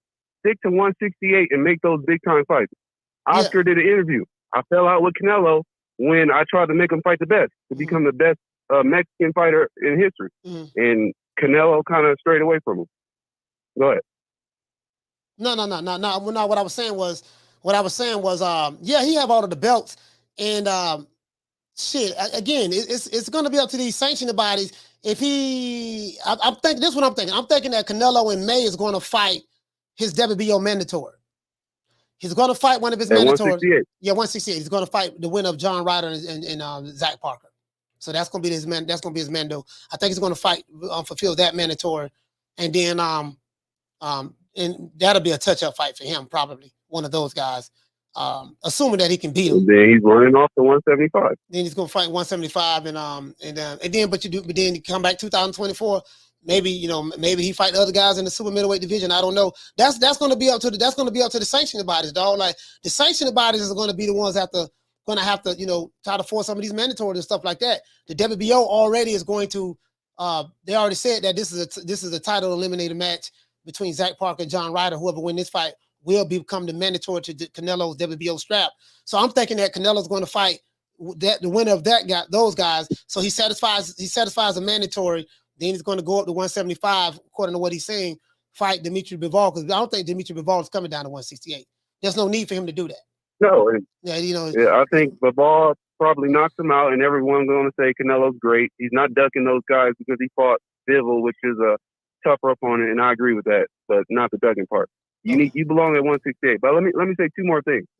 I would say that those guys, Charlo, Beterbiev, and everybody else, need to fight each other, and that will force the Canelo fight.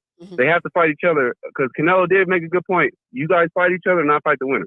So that was a good point by Canelo. And I would play devil's advocate in saying that what was I about to say? I forgot. Hey, I'm at work, but that's it. That's all I say. All right, man. Shout out to O from Cali, man. Salute you, fam. Salute, fam. Shout out to O from Cali. O from Cali in the building, man. Yeah, so that's what I'm looking at. What did you say, Candy Slim? Candy Slim say, shout out to Candy Slim. Hey, okay. Dropping that $2. Bam, super chat on your boy. Hey, Leroy. Super chat received. Hey, we gotta get the lights up. Hey, we got over 430 people in here, man. We got less than 300 likes. We gotta get the lights up. I need 80 more likes. What did you say? You say if Maul gets stripped, Hippity is the A side. Hey, man, that's all I'm saying, dog. That's all I'm saying. Shout out to Quentin. Hey, okay. Dropping down quarter of a bam, dub on your boy. Hey, Leroy. Super chat received. Boy. He said, no Mexican in 135 beats Tank. I put a Nick sack up. Hey, hey, man, I don't know. Ryan Garcia. From the bar, there's a platform stage. People pimping, sharp as razor blades. Ryan Garcia, American. Caller, what's your name? Where you calling from? Hey, Coach, what's up, man? It's from LA. What's your name? It's Javier from LA. Javier, talk to me, fam. How's it going? We're doing good, brother. Talk to me. Hey, I just want to respond to that last caller that just called about Canelo not hearing the offer from PBC. Canelo has no reason to listen to offers. He is a cash cow, so there's no reason for him. Pretty much, that's all I wanted to respond to him. Okay. Yeah, you again. That I'm just saying, for me, just on the outside looking in, like, what do they have to offer him? Nothing. The reason why he fought with the PBC last year, because they said he couldn't do a joint thing with DAZN. So he came over there because he wanted that belt. He had the one fight. He would not take a multi-fight deal with them, and he left. They don't have nothing to offer him. So the sanctioning bodies are going to have to be the ones to force their hand and try to get him to fight, Beterbiev or whatever, if these guys become the mandatory and stuff like that. But he has nothing to offer them. So, to be honest with you. Yeah, I think he's going to find that Zach Parker or winner.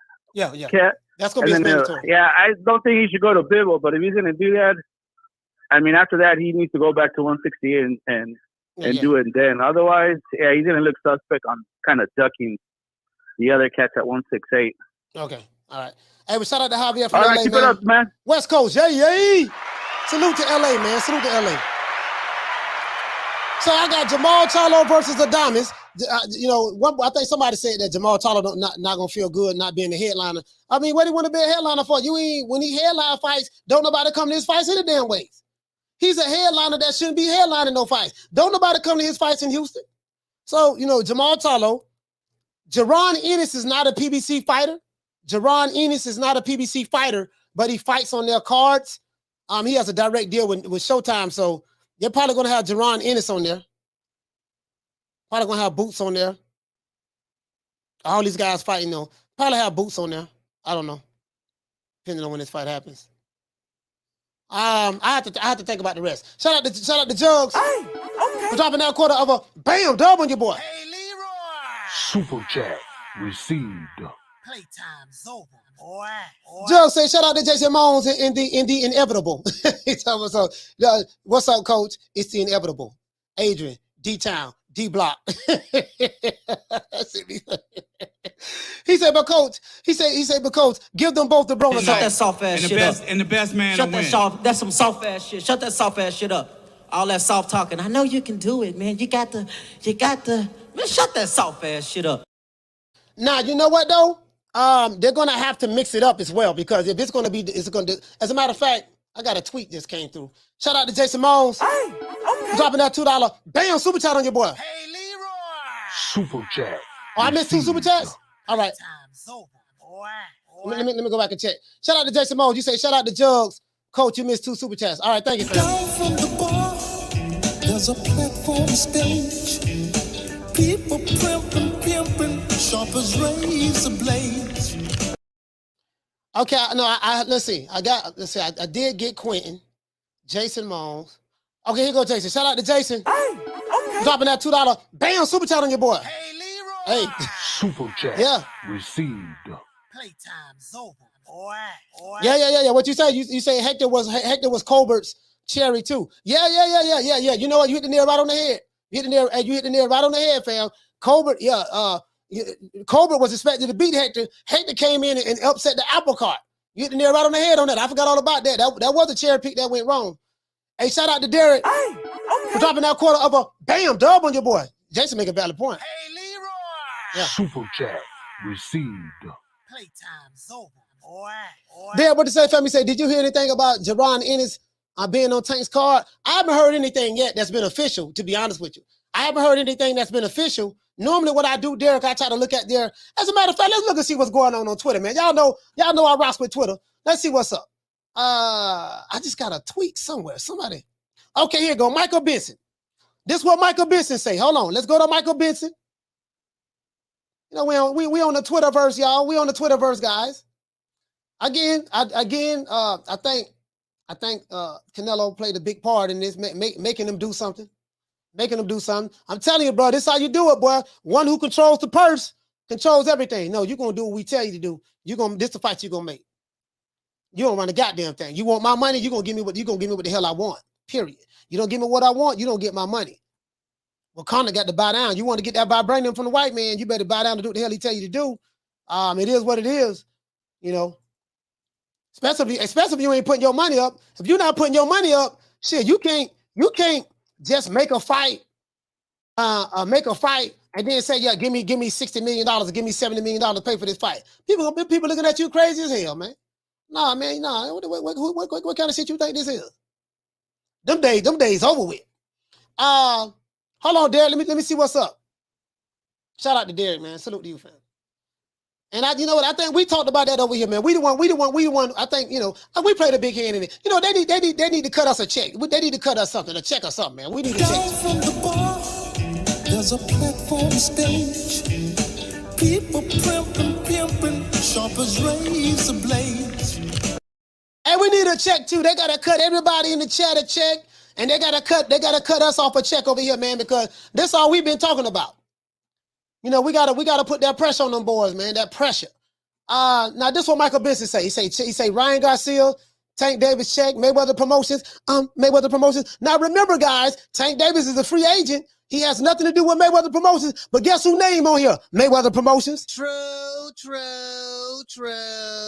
Ain't that's what they told me? Isn't that what Tank said? He's a free agent. He's a free agent. I ain't got nothing to do with Mayweather Promotions. Guess who name on here? Mayweather Promotions. True. Tank, Ryan, check, Mayweather Promotions. Like I said before, Golden Boy Promotions. Al Haymon. First of all, I like to thank Al Haymon before I thank God, Jesus, Moses, Buddha, Yahweh, Yahshua. Al Haymon's PBC. Okay, hold on. Let's see what else we got right there. Yeah. Carter, what's your name? Where you calling from? It's Fred from Florida. What's your name, Miss fam? Fred from Florida. Fred from Florida. Talk to me, fam. I hope with what's going on, we could get the Haymon and Charlo. Yeah. But you know, like they gotta stack it. Like you see how you said Don King and stack the card. They gotta stack it. If they keep doing that, it'll go back to like 800, 700,000 pay-per-view buy. It's like it'll go back to that. Like now they just do one main event and everything else is just 50-50, all right, or some bullshit. They can get it right back. Yeah. Yeah, especially Fred, if they the thing is, you can't water down the pay-per-view market by making everything pay-per-view.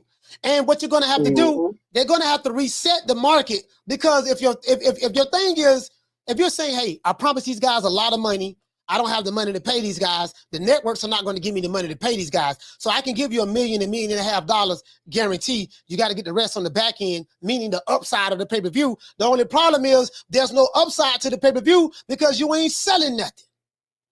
Yeah. So you see how like Bob will stream some event? Yeah. He'll just stream it instead, like, but it'll get 1 million people watching compared to them just doing the pay-per-view, 300,000, 200. And they really just over-exaggerating the numbers. You see, I like when you bring Rick Glazer. You sound muffled. You sound muffled. When you bring Rick Glazer up there, and like he'll break it down, I like that. Like he'll keep it around. Yeah, for sure. Hey, shout out to Fred from Florida, man. Salute to you, fam. Salute. Thank you for calling me, brother. Phone lines is hot. Hey, we gotta get the lights up. We gotta get the lights up, guys. Get the lights up. Caller, what's your name? Where you calling from? Box for Money, Las Vegas. Las Vegas. What your name is, my brother? Box for Money. Box for Money, Las Vegas. Talk to me. Yes, sir. Now I love your show.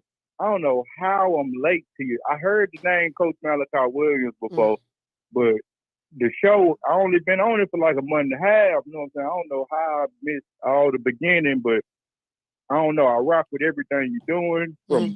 I went back and looked at some old stuff. I like your stances and whatnot.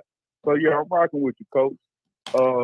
But I got a question on the title. It say Jermell Charlo, is he forgotten by the PBC? I'm saying, what you asking? I don't get. Yeah. I got Jamal is the one. Yeah, Jamal is the one that got the issues. Jermell, they had been said he was gonna fight again in January, didn't it? Yeah. I got you. I'm gonna tell you where I was going at, because we see a lot of these developing news broke out during the show, so now we don't got off of Jermell. But what I mean by that, brother, is this: Jermell Charlo is the undisputed junior middleweight champion of the world, and you haven't heard anything about him since. Now you have heard that he's going to fight in January. The problem that I have is this: a guy that's coming fresh off of becoming undisputed, that's a historical event, right? He is the first guy to become undisputed in the junior middleweight division in the 4-belt era. It's as though it's as though it never happened. You don't hear any hype about Jermell Charlo. No one talks about the historic moment. We're talking about Canelo. They're talking about Devin Haney. They're talking about Crawford, even though they're bashing him. They're talking about Spence. They're talking about all these other fighters, but they're not even talking about Jermell Charlo. Yes, the PBC said he's going to fight in January. I feel like that Jermell Charlo should have had another fight this year in order to keep people, reminded of who he is. You don't hear no press about him, nothing. You don't see him nowhere, bro. It's as though you get like, bro, like when you undisputed and you created something historic like that, you got to stay in the public eye. It's as though he won that fight. He became undisputed. Nobody was really interested in it. And now he's gone. And we won't know anything about if his name come back up next year. Oh, yeah, that's Jermell Charlo. And you get what I'm saying? Like, he's undisputed champion, bro. And we don't even hear nothing about him. That's what I mean by that. No publicity, no talk. None of the black YouTube channels. Nobody's talking about him. I feel like it's part of the gift and the curse of being a twin. Because what I have been hearing about Charlos, and everybody always mixes up when they saying things, but only thing I hear about Charlos is the negative stuff that Jamal got going on, or the things people around him in his life coming out saying negative things. So I think it kind of take away from all the great things that Jermell Charlo is doing when you got a brother, you know what I'm saying, doing what we do, you know what I'm saying? I ain't saying he's doing a lot of bad stuff, but he's just doing what we do, young black men, like myself as well. I ain't gonna say I'm better than him or nothing like that. I'm gonna put myself right in there with him. Okay. He ain't being the best professional athlete he can be.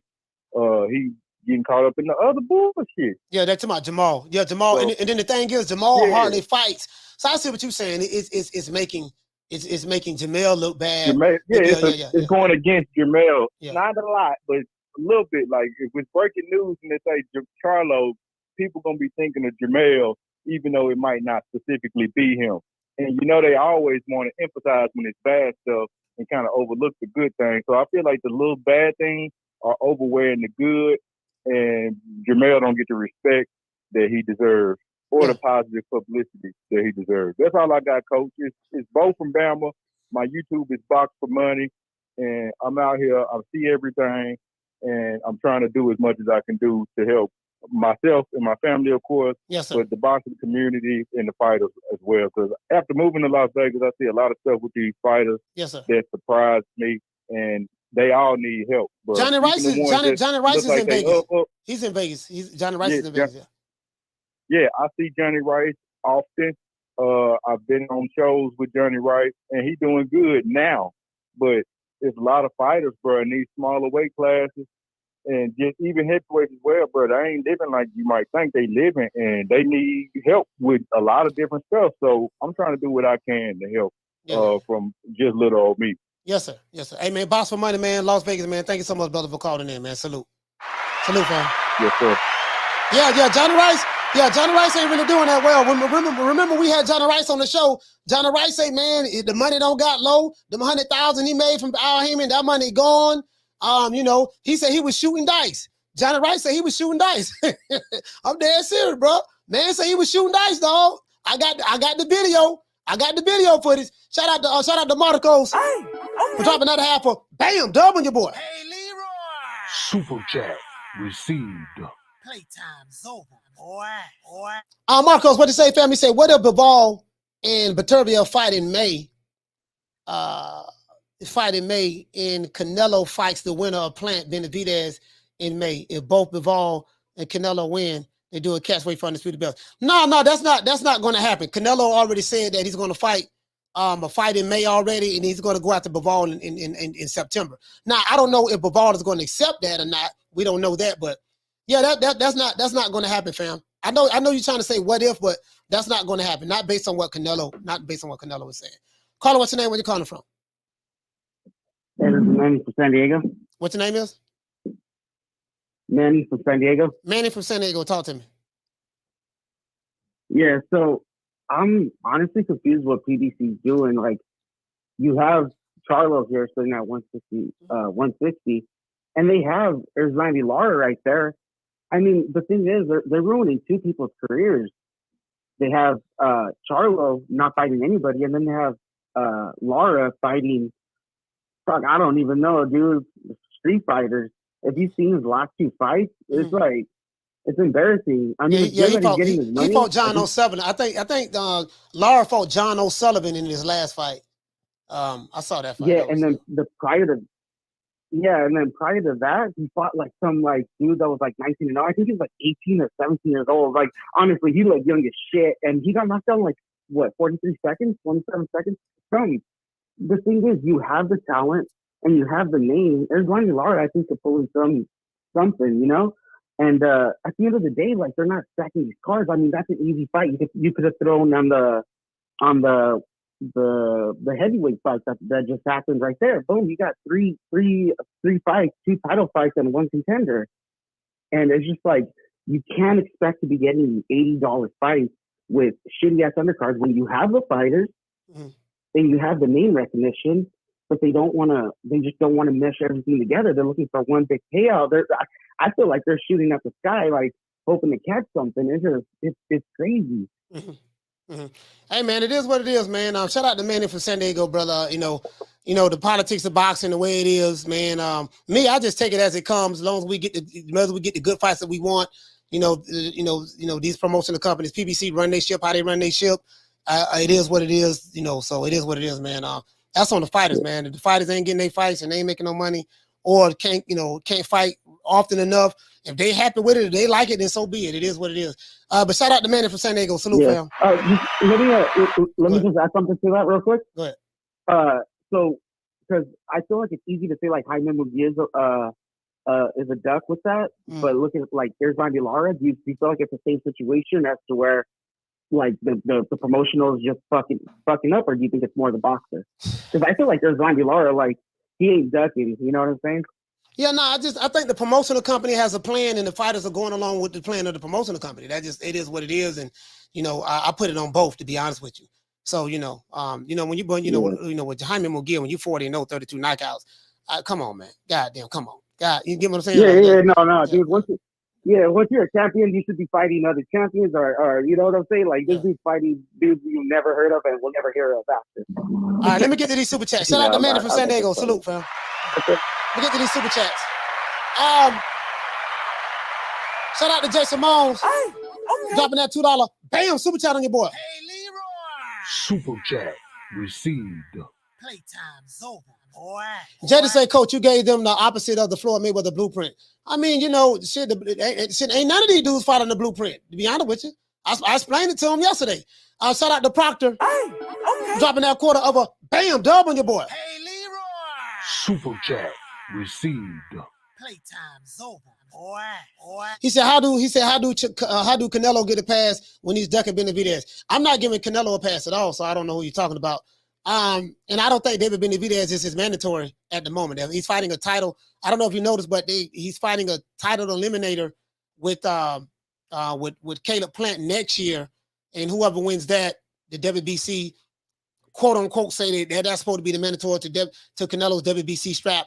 So we'll see how that works. You say Jermell Charlo is a joke. The way the way all this ducking is a disgrace. Man, it is what it is, man. It is what it is at this point, man.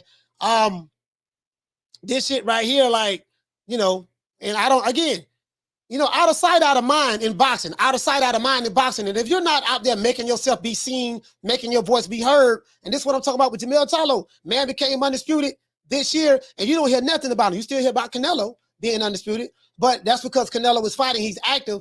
You hear about some other fighters that they're fighting, they're active, but you don't hear nothing about this dude. He made a historic moment. I feel like the PBC dropped the ball on that. They really dropped the ball on that. From a publicity standpoint, it's really gonna hurt Jermell Charlo. And then when he had an undisputed fight, they gave away more tickets than any goddamn thing. It's like nobody really even cared. You know what I mean? So it is what it is. And Thug and D say, I don't see nobody complaining at the PBC. That's because they signed a non-disparagement agreement, Thug and D. You probably don't know what that is, but that's what it is. You know what I mean? Had Johnny Rice on here, but I get it. I get it. Shout out to Marcos Gutierrez. Dropping that half for bam, dub on your boy. Super chat received. Playtime's over. Oh, I already read this. I already read this one. I already read that one. I already read that super chat. I read that one. See what other ones I'm missing. Hold on, guys. Let me try to get to all the super chats first. Shout out to Bruce Gas in the building. Food Revolution. Juan Ramirez. Shout out to Vigilante. Dropping that $2. Bam, super chat on your boy. Super chat received. Playtime's over, boy. Vigilante say Tank versus Ryan just signed. Okay. I don't know if they just signed, but we're hearing via Michael Benson and stuff like that. And the thing is, we got to take a lot of this stuff with a grain of salt sometimes too, because I don't know. Sometimes you just, you don't want to believe it until you actually see the guys in the ring. But too many different outlets are saying the same thing. Tank saying the same thing. Ryan Garcia saying the same thing. Michael Benson is retweeting it, and Stephen Espinosa is saying the same thing. So I'm assuming that is true. Shout out to JRG. Dropping that quarter of a bam dub on your boy. Super chat received. Playtime's over, boy. He said, what you say, fam? You say, Coach, I hope this Xmas Munguia gets a new bike without the training wheels. Man, boy, I don't even want to get talking about him. I get excited about seeing the fights, though. I get excited about seeing the fights myself. I mean the big fights. I get excited about seeing the big fights, man. Let me go ahead and hit y'all, everybody who super chat I just read. Let me hit you with the hug. Down from the bar, there's a platform stage. People pimping, sharp as razor blades. The most finest Troy Graham at your service. How you doing? Troy, what's going on? What's going on, fam? Talk to me. Oh, good show, man. Good show. I got to move so the phone don't mess up. But yeah, man, good show. I'm glad that this fight happens because I'm still the if guy until I hear the first bell ring and see them in the ring, right? Mm-hmm. Yeah, so hopefully all is well. This fight will happen, and it'll be the start of many more to come. You know. Yeah, man. So I mean, remember what I've been talking about. I think I've been the only channel that's really been pushing this. I'm saying if you're a network and you have a promotional company or an advisory company that's depending on your dollars to finance their company and their fights, the only way you're going to get my money, you're going to have to make some big fights that I'm going to be able to see a return on. And I don't care if it's a fighter that's signed to another company, you're going to have to make that fight happen. We'll put money up for that because this is the thing. If you do a joint promotion, both companies share the risk. That means Ryan Garcia is fighting for Golden Boy. He'll put the money up for Ryan. He's responsible for paying for Ryan. The PBC Mayweather Promotions, and they get their money from Showtime. Showtime is responsible for putting the money up, paying for Tank. And then now you share the risk and you split the profits. Everybody got to look at the books. There's transparency. That's all of that. But if you go all in and the fight don't do well, then you take a loss. And we've seen it time and time again. Don King and Bob M used to do joint promotions all the time. Bob M do joint promotions with Matchroom right now to this day, and Pro Bellum and stuff like that. So the other companies are doing it. It just said, hey man, if you want my money, this is what it's gonna be. And I say it time and time again. Yeah, but you know what? Everything you said sounds like common sense and good business. So why weren't they doing it before? I mean, why they weren't doing it before, man? I mean, you have to ask. You have to ask Al Haymon. You have to ask Al Haymon. Yeah, I mean, because listen, I know and you know that back in the day, most of the fighters, most of the big fights we got, most of them cats were not signed to the same company, but the fights happen, right? Yeah. This is not back in the day though. Times have changed with this one company. Yeah. When I mean back in the day, it could be 2000, it could be whatever. So why is it that it's so difficult to just work with another company now? Why are you so hell bent on not working with anybody else and giving people trash and telling them that it's sugar or whatever? And why do you think that the fans are dumb? I mean, basically, why? Yeah. Yeah, I don't know, man. It's like I said, I'm gonna keep going back to this, Troy. This is what I'm gonna keep going back to. If you are a promotional company and you want to get my money to finance your fights, if you want some more vibranium, what you're going to have to do, you're going to have to do what I tell you to do. I'm telling you, I need to see this fight and this fight.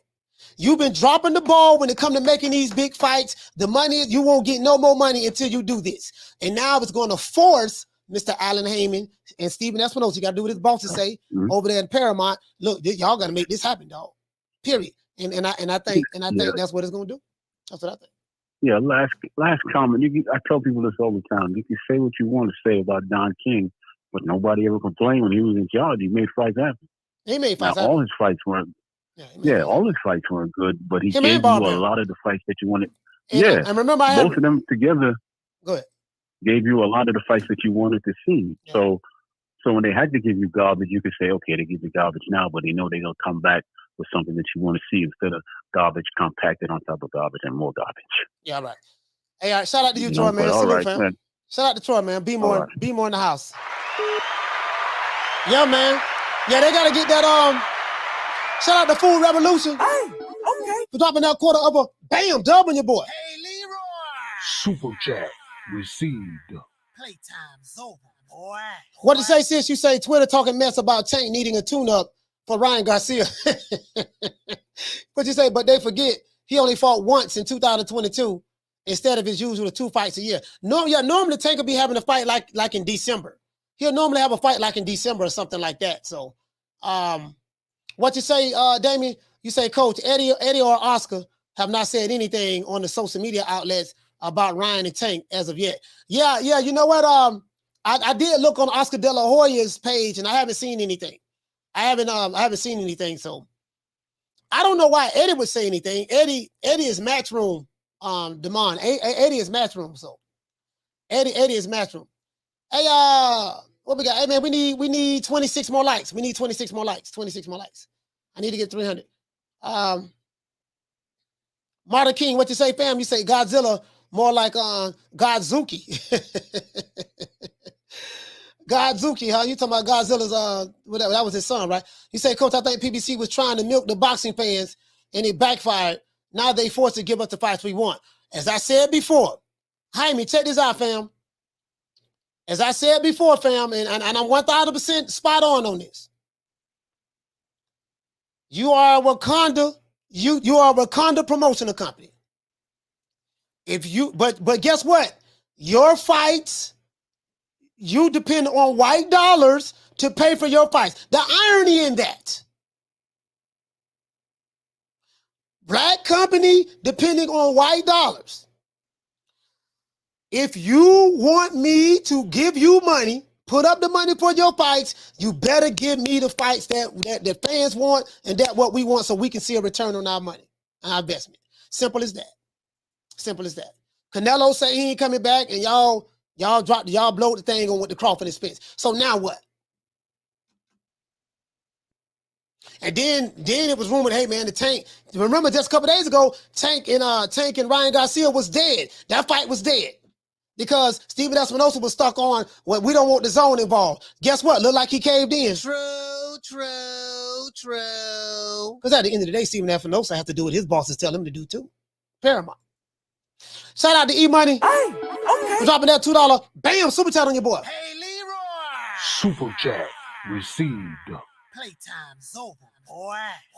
You said, what's going on with Tank's court situation, though? I have no idea, fam. I don't know, man. You have to ask somebody and be more. I haven't really been keeping up with it, E-Money. What's going on with Tank's court situation?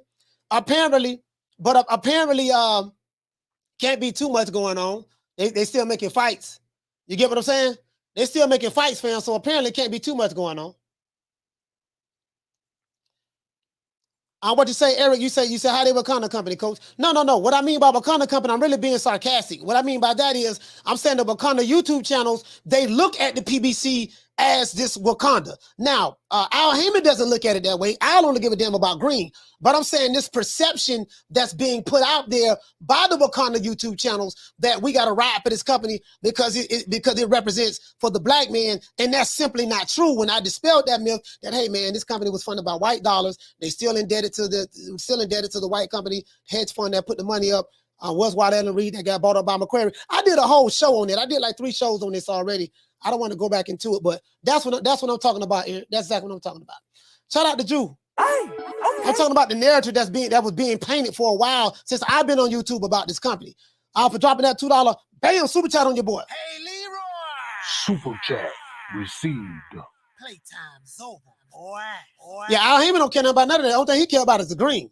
And I tell people time and time again, when you have the kind of money that Floyd Mayweather, Leonard Ellaby, Al Haymon, Bob Arum, and Stephen Espinosa stuff, when you have that kind of money, them people don't care now about this skin color shit. The only thing they care about is green. That's the only color they care about. But the people on the bottom focus on this. Because that's all the people on the bottom can see. When you get to that certain status, they only care about the status, the green, and that's it. Shout out to Drew. What'd you say, fam? You say Golden Boy tweeted to confirm it too. All right. I'll check Golden Boy out. I'll check Golden Boy. Down from the bar, there's a platform stage. People pimping, sharp as razor blades. Shout out to Nick Rich. Shout out to my sister Nick Rich. So it is what it is. So we have multiple sources that's talking about this fight. Check this out though. Espinosa, I can show you tweets that Espinosa put out there. Now guess what? Showtime is involved and DAZN is involved. See, this is how they wanted it to be. They wanted it to be Tank Davis, Ryan Garcia, Mayweather Promotions, Al Haymon's PBC, and Showtime. They wanted to X out Golden Boy, X out DAZN. They couldn't do that.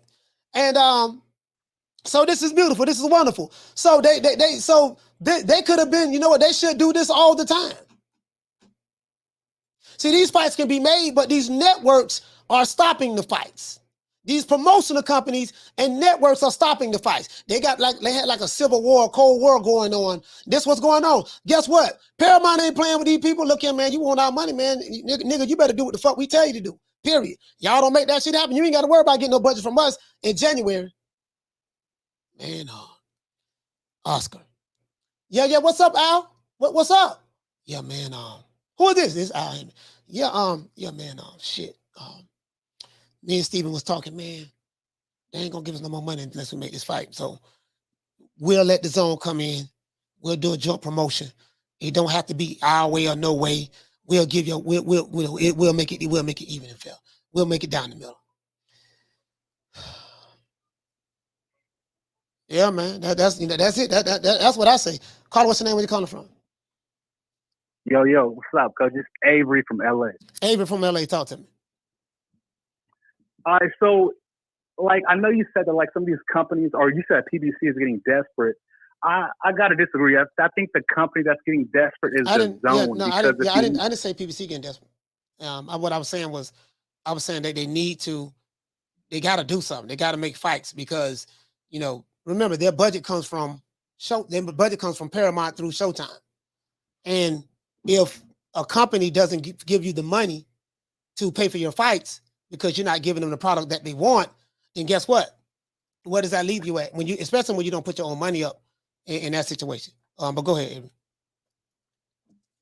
Right. But I believe that it was the Zone that's been stopping fights because if you look back at it, Devin left the Zone to go to Top Rank for Undisputed. Yeah. Canelo left the Zone to go to PBC Undisputed. Alicia Baumgardner just left Top Rank to go to fight against Malika Mayer. And then Jaime Munguia was supposed to fight Charlo, and then PBC didn't want to involve. Alicia Baumgardner fights for Matchroom, and they did a joint promotion. So it was Matchroom, DAZN did a joint promotion with Top Rank and Michaela Meyer. Canelo left Matchroom and left DAZN in order to fight for Undisputed for one fight because the only way they was going to make that fight, they wanted him to fight over there. They wanted to cut DAZN out. So he went over there, beat Caleb Plant, and what happened right after that? He went right back to DAZN. And then, according to Fred Barbershop Conversation, he was saying that PBC was planning. I don't know how true this is. This was Fred. So I have no proof of anything of that. He said PBC was planning to put together a big package for Canelo to get him to come back over there to fight some of their fighters. Canelo came out on Twitter and said that he's not. His plans are to fight a tune-up in May. And then right after that, in September, go right into fighting Dmitry Bivol again. So that rules out anything dealing with the PBC. So then right after that, we hear this announcement with Tank and Ryan Garcia. Okay. Lastly, about Canelo, because I'm on his head again. Mm-hmm. Okay, I understand what he's doing, but the fight that fans are asking for is him versus Benavidez. I don't know who's gonna buy a Canelo pay-per-view versus this tune-up. Who's gonna buy the Canelo pay-per-view versus John Ryder or the Zach Parker? And a lot of fans are not interested in the Bivol rematch. So Canelo's gonna get millions of dollars for these fights. So where's that money gonna come from? Because fans are not really interested in any of those three fights: the tune-up, the Bivol, or the mandatory fight with Zach Parker, John Ryder. No one's interested in those fights. The only fights that fans want is Canelo Benavidez. Well, I have to disagree with you on that. Canelo has a fan base that supports him no matter what. He's the only fighter in North America that's selling pay-per-views. If Canelo fights the winner of John Ryder and Zach Parker, he would be satisfying a mandatory. Currently at the moment, David Benavidez is not the mandatory to Canelo Alvarez. He is the interim champion, but no fights have been mandated by the WBC, Mauricio Suleiman, for David Benavidez to fight Canelo.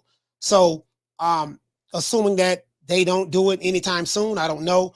Canelo will be fighting a tune-up. He said a tune-up in May.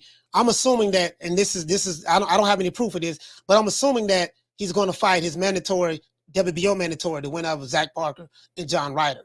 And I think his fans at the tune-up. Yeah. Probably as a tune-up. Yeah, that's what I think. I don't have any proof of that. Okay, that's just me.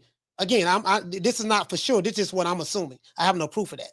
But I'm just, I know that John Ryder and Zach Parker will be fighting to see who will become the mandatory in the WBO. So, right. Yeah, so. All right. Well, I know it's at last, but one other thing. I just want to throw this out there. If there's anybody that I think he might, or that I personally think he should fight for a tune-up, there was a certain fighter that he said was a horrible fighter. So if Demetrius Andrade is such a horrible fighter, this would be a great time to probably fight him as a tune-up And that storyline is ready to go because they already got the damn build up about them going back and forth, behind the scenes. So I think that fight is already kind of ready to go. But if he's a horrible fighter, why not fight him as a tune-up and prove it and say, I just got done with surgery. He's a horrible fighter, and I'm gonna whoop his ass off of hand surgery. I mean, but I'm just throwing that out there. Yeah. I'm just saying, yeah. Whatever decisions Canelo make, it is what it is. You have a right to criticize him, talk bad about him, say what you want to say. You have a right to say whatever you want to say. I'm not a part of the Canelo defense team. I'm just telling you that, John Ryder, Zach Parker will be the mandatory in the WBO. I'm assuming that more than likely that's who he's going to fight, the winner of those two guys. That will probably be considered a tune-up for Canelo. David Benavidez is not a mandatory for Canelo at the moment. And then he said in September he's going right into wanting to fight Dmitry Bivol again. As it relates to what's going on with Beterbiev and Jermell Charlo fights at 160, so we ain't got to worry about him. Other than that, the sanctioned bodies, they're going to have to be the ones. I'm not worried about Charlo. Yeah. Hey, but salute Avery, man. Yeah, I'm not worried about Charlo. What's your name? You say Avery from LA, right? Yeah, Avery from LA. Avery from LA. Salute, fam. Avery from LA. Adrian from LA. Adrian from LA. Adrian from LA just called. Sorry, I put down Avery. Sorry about that, fam. Yeah, what you say? Shout out to Drew. Hey, okay. Dropping that quarter of a bam dub on your boy. Hey, Leroy. Super chat received. Playtime's over, boy. What to say, Drew? You said, who is this caller? What data does he have to say that fans aren't interested? He's talking about a small amount of American fans who still pay per-views. Yeah, you know what, though? Yeah, again, you hit the nail right on the head. Canelo is the only proven commodity in America when it comes to selling pay-per-views consistently. It is what it is. Canelo has a fan base that supports him no matter what. They're going to support him. And yeah, we see it. That's a proven commodity. There's a reason why Showtime, PBC, Al Haymon is heavily trying to recruit Canelo to come over there and fight. There's a reason why. They're not trying to heavily recruit someone else that's not, someone else to come over there. They're trying to recruit doggone Canelo. That's a reason why. You get what I'm saying? He has a built-in fan base that's going to support what he does, period. I see him fighting the winner of John Ryder, Zach Parker, satisfying the man. Down from the bar, there's a platform stage. People pimping, sharp as razor blades. And another thing is, again, I say this time and time again, these other guys should have been fighting each other. I said this before. Why did I say this? Instead of sitting around waiting on that boy from Mexico, Saul Canelo Alvarez, those guys could have been fighting each other, making their own legacy so that they can build their profiles up. What everybody did, everybody sat down and waited. Everybody was sitting on their hands waiting on Canelo. Goddamn, Caleb Plant ended up getting the bag, fighting Canelo. Caleb Plant ain't never sold a pay-per-view before in his life. Didn't nobody know who the hell Caleb Plant was outside of Pro PBC YouTube channels. Nobody knew who he was. This boy from Ashland, Tennessee. He wasn't no hot commodity. He's a good fighter, though. I became a fan of him. He's a good fighter. But I'm just saying from a notoriety standpoint. So, Canelo came to the PBC to fight him because they had something he wanted. He wanted that belt. They tried to lock him down for a multi-fight deal. He was like, no. And he walked away. He said, no, only one fight. He got the one fight, beat him, knocked Caleb Plant out, took the belt, and he gone. So, now the table's upturned. Now the PBC, Canelo has something that they want. They didn't want him to come back. And he said, listen, man, I ain't coming over there. 2023, this is my itinerary. And I just showed it to you right here. See, that's why I'm thinking, I'm thinking Canelo for this. Canelo Alvarez has now declared that he is planning to return with a tune-up fight in May and will then target the Dmitry Bivol rematch in September 2023.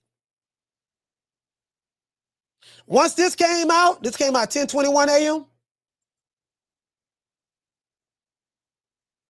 10:21 a.m. An hour ago, this came out.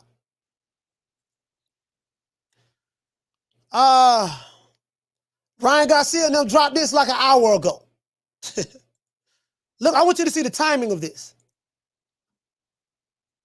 Let's go to Michael Benson. Michael Benson dropped this at 4:25, as you can see. Now, Canelo dropped what he was going to drop.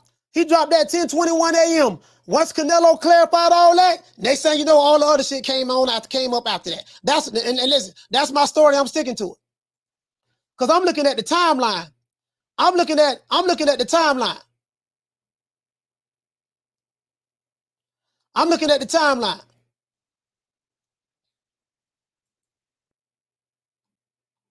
And Tank dropped his an hour ago. So I'm looking at the timeline. That's what I'm looking at. I think once Canelo came out there, that cleared everything up. That mean I honestly believe that. I honestly believe that. Carter, what's your name? Where you calling from? What up, Coach? This is Rod from LA.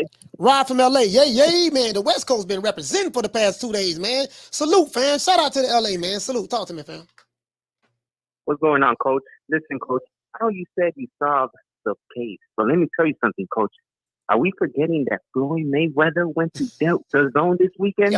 I think Floyd had a big part on this, Coach. Floyd said this fight ain't happening without Floyd, Coach. I'm just saying. Did Floyd put the good word for the zone? Shit. Hey, Coach, I'm excited for this fight.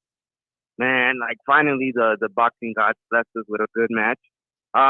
Listen, I got tanked by murder, man. Yeah, I got to murder that boy. Right? Yeah, I got Tank stopping Ryan Garcia. I do. Listen, Coach, Ryan Garcia is gonna be defeated in a press conference. This Tank's gonna say some shit that's gonna hurt this guy's feelings that he might pull out of the fight, Coach. So listen, I'm excited for this fight. I can't wait, man. And this is great for boxing. You know, I hate Espinosa. He's a weasel, but I hate him less for making this fight happen. I'm just excited, Coach, man. But hell yeah, Coach. I'm looking forward to next year. Hopefully we get Bud and Spence. And we get great fights coming up, man. Like I think boxing needed. I think it's time. I think the reaction that's going around like Twitter and everywhere, like even like Bleacher Report posting this, like it just shows that these big fights, man, if they make it happen, then boxing could be at a good place. You feel me, Coach? Yeah, the networks, I think the networks are going to have to be the ones to make the big fights. The networks are going to have to say, hey, look here, if you want my money, this is the fight we need to get done. Make that fight happen. And I remember I had Rick Glazer on here asking him that. He was like, yeah, you're right about that. And the guy who the paymasters, the one who has the money is the ones that's going to make the fight happen.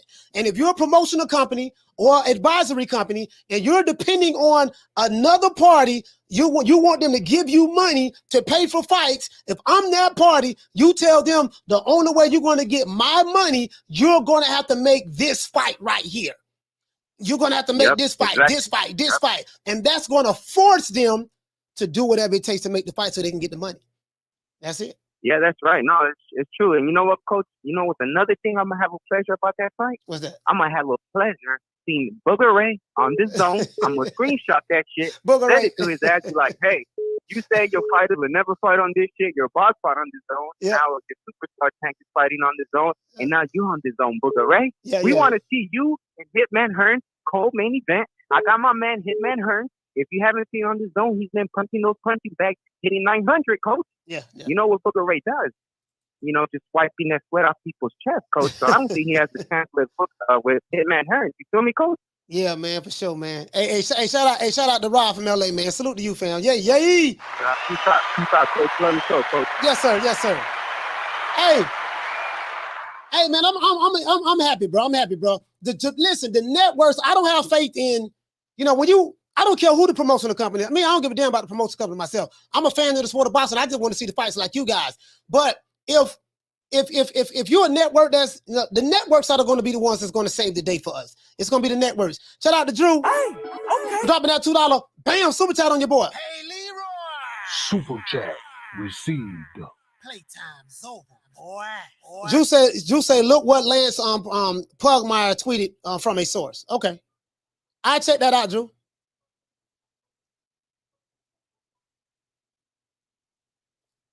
Caller, what's the name? Where you calling from?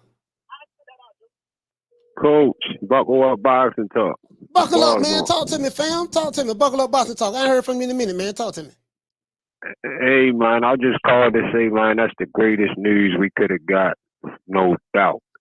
I'm glad to see that that's going down. And like you were just now saying on the show, if they can't put up the money for the right kind of fights, then the networks just shouldn't take the fight. Just like you said, that's just how it should go down. And yeah, I'm excited that this fight gonna happen. And a quick input on far as who, if I think far as who will win, I feel like if Tank keep him, fight him on the inside throughout the whole, if Tank press him, like press Ryan, then most likely he could knock Ryan out. If he try to fight Ryan from the outside, then it might go the other way. Tank might go to sleep trying to box with Ryan. So it depends on how each one of them fight each other. Okay. Okay. Yeah, for sure. We'll see. We'll see. I'm excited. We're excited about the news. Let's just see. Hopefully neither man gets injured or anything, and let's see how it goes down. Hey, shout out to Buck No Boxing Talk from B-More. Salute, fam. No doubt, bro. Yes, sir. Yeah, I got it. Shout out to Drew. For dropping that $2 bam super chat on your boy. Hey, Leroy. Super chat received. Playtime's over, boy. Caller, what's your name? Where you calling from? All right, caller must have hung up. All right, you say look at Lance. What Lance said. Okay, I got you, Drew. Shout out to Demond Wester. Dropping that quarter of a bam dub on your boy. Hey, Leroy. Super chat received. Playtime's over, boy. What you say, Demond? You say in your opinion, Coach, does selling the most tickets and pay-per-views make you the best fighter in the world? No. Selling the most tickets and pay-per-views does not make you the best fighter. What makes you the best fighter is your skill set and who you have fought. If you beat the more top 10 guys, beat the top guys, whoever they said was the beasts or the monsters, and you beat all of those guys or beat most of them, that determines whether you are the best fighter in the world. Now, whether you box office or not, if you sell more tickets than anyone, that just means that you're a box office with the fans and stuff like that. But that has nothing to do with your skill set. He said, and do you think that he's in the top 5 pound for pound right now? When you say he's, who are you talking about, fam? Caller, what's your name? Where you calling from? What's up, Coach? This is Inevitable. Adrian, D-Block, D-Town, D-City, D-Ville. Now, the Defense Ministry of Boxing called me right now, Coach. I got to come to the defense of Canelo Alvarez, Oscar Valdez, Lomachenko, Devin Haney. I'm coming to defense because that last caller, 2 callers before, was talking about a lot of lip about Canelo Alvarez, about how come he don't fight Beterbiev. But of course, you laid it out. You said you ain't the defense of Canelo Alvarez. Well, guess what? It's the defense of Canelo Alvarez. I'm here, Coach, and I'm going to let you know something. Canelo can do whatever the hell he want to do. That's all I got to stick on that, Coach. D-Block, D-Town, D-City, D-Ville. Shout out to Adrian, man. Salute. I got you, fam. I got you. Drew, I got your other super chat. Down from the bar, there's a platform stage. People pimping, sharp as razor blades. Shout out to Drew. Dropping that $2 bam super chat on your boy. Hey, Leroy. Super chat received. Playtime's over, boy. You said Teofimo versus Sandor Martin. Pedraza pulled out. Okay.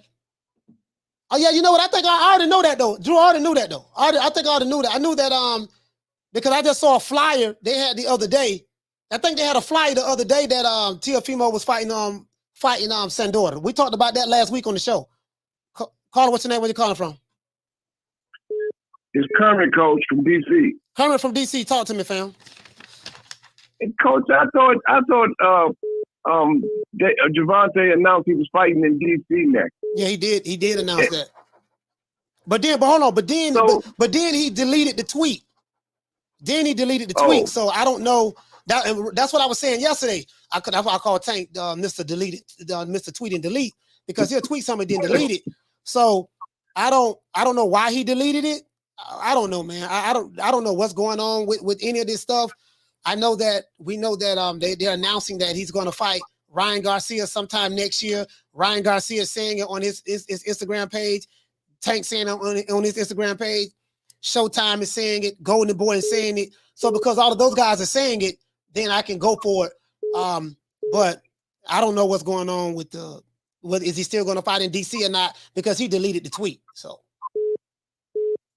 I don't know. So one more thing. What about the undercard? Have they announced that?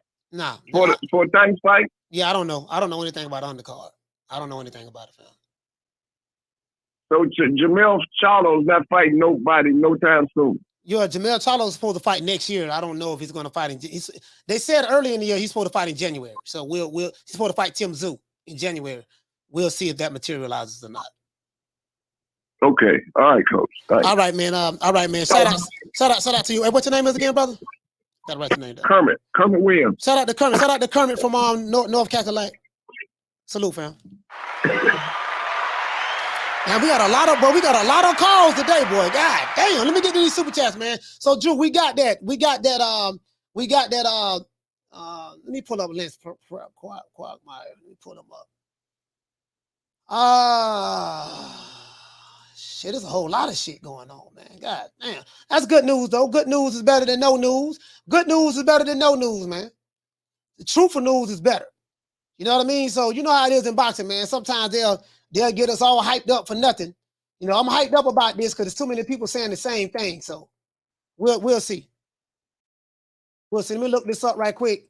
Let me get these super chats out the way, though. Get these super chats out the way.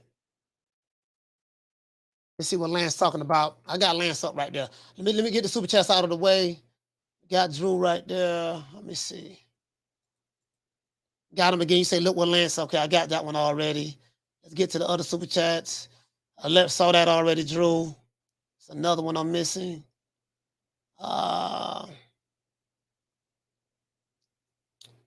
That's another one from Drew.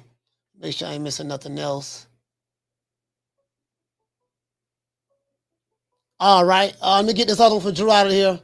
Shout out to Drew. Hey, okay. For dropping that $2. Bam, super chat on your boy. Hey, Leroy. Super chat received. Playtime's over, boy. You say Florida and Oscar gonna take over the press tour. Hey, you know what though? Drew, check this out. I don't even know why. I don't know, man. Shit. Caller, what's your name? Where you calling from? Hey, coach, this is Vince from VA, man. What's good? Vince from VA. Talk to me, fam. So here's the thing, coach. Content creators, right, basically are the extension of the fans, right? Mm-hmm. And you guys are the ones that can really make fights happen, right? The difference with your show and other content creators is you are not basically fan of the fighters. You're a fan of the sport. Mm-hmm. So if content creators was fan of the sport and hold these guys accountable to the fight and not really love a particular fighter, the sport would be better, right? Because these guys, they love a certain guys and they're not reporting it the way they should, but you always keep it 100 and you hold fighters accountable. And if more people do what you do, these fights would happen because they have to, because you guys will put the pressure on these guys. I mean, look at Crawford as an example. He came out and had to make a whole new video. Why? Because of the pressure from the content creators. If you guys hold the fighters accountable like you were doing, we'll have a much better sport instead of the fanboys of the fighters.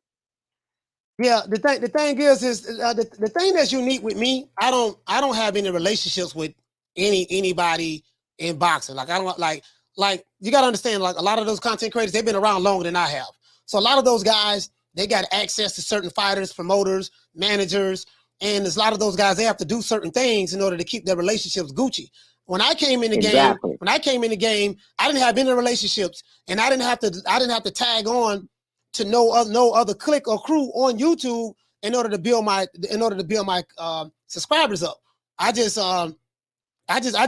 came in the game and I was something new and different, and I think it worked out better for me because it's not like that. The reason why you getting subscribers is because you had to link up with the alphabet boys and they endorse you. I didn't have any endorsements or none of that. I just came in the game. The people saw something different. They liked what they saw. Some people hate my guts, but they subscribe to me because they hate me. Some of them subscribe to me because they love me. But I'm just a fan of the sport of boxing. I want to see the fights. I don't pledge allegiance to no fighters, no promotional companies, no networks. I want to see the fights because when some of these fighters that's boxing right now, when they retire, I'm still going to be a fan of the sport of boxing. And before I even heard of a Terrence Crawford, Errol Spence, Tank Davis, Floyd Money Mayweather, Pretty Boy Floyd, Oscar De La Hoya, before I even heard of any of those guys, I was a fan of the sport of boxing. So fighters come and go. Yeah, and before fighters come and go. You're right, but Coach. the sport is going to always be here. Right. And before I go, I'm telling you, man, I watch a lot of YouTube people saying they're the best with the boxing stuff, and I've never given any of them my money, man. But I'll always support you because you keep it 100, man. And that's that. You heard that right here from Vince, man, for life. Yes, sir, man. Shout out to you, Vince, man. Salute to you, fam. Vince from BA. Salute, bro. Yes, sir. Yes, sir. That's my philosophy. Fighters come and go. I don't pledge allegiance to no goddamn fighter. Fighters come and go. But you know what's gonna always be here? Boxing. Shout out to Jugs. Hey, okay. Dropping that $2. Bam, super chat on your boy. Hey, Leroy.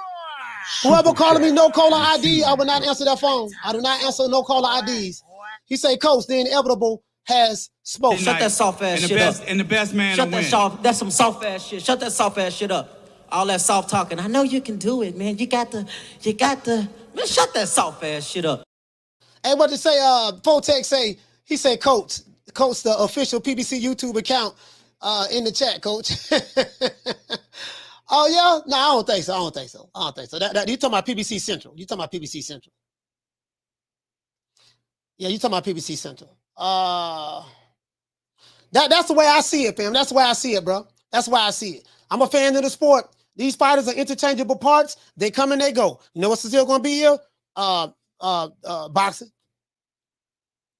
I don't care where you're from. Shout out to Knockdown 305. I don't care where you're from, what city you come from, how many fans you have. Let me get Diaz. I didn't get the super chat. Shout out to Diaz. Hey, okay. Dropping that quarter of a bam, dub on your boy. Hey, Leroy. Super chat received. Playtime's over, boy. He said, hey, Coach, set up a line with PBC official. They're in the chat. Who is PBC official? Who is PBC official? Somebody called a no-call ID. I don't answer no-call IDs. I don't answer no-call IDs, fam. Down from the bar, there's a platform stage. People pimping, sharp as razor blades. What did it say? He said PBC said they always keep track of good boxing channels. He said, I don't know if I ever seen him on a Wakanda channel. Yeah, I don't know. Somebody's calling me from a no-call ID. I don't answer no-call IDs, fam.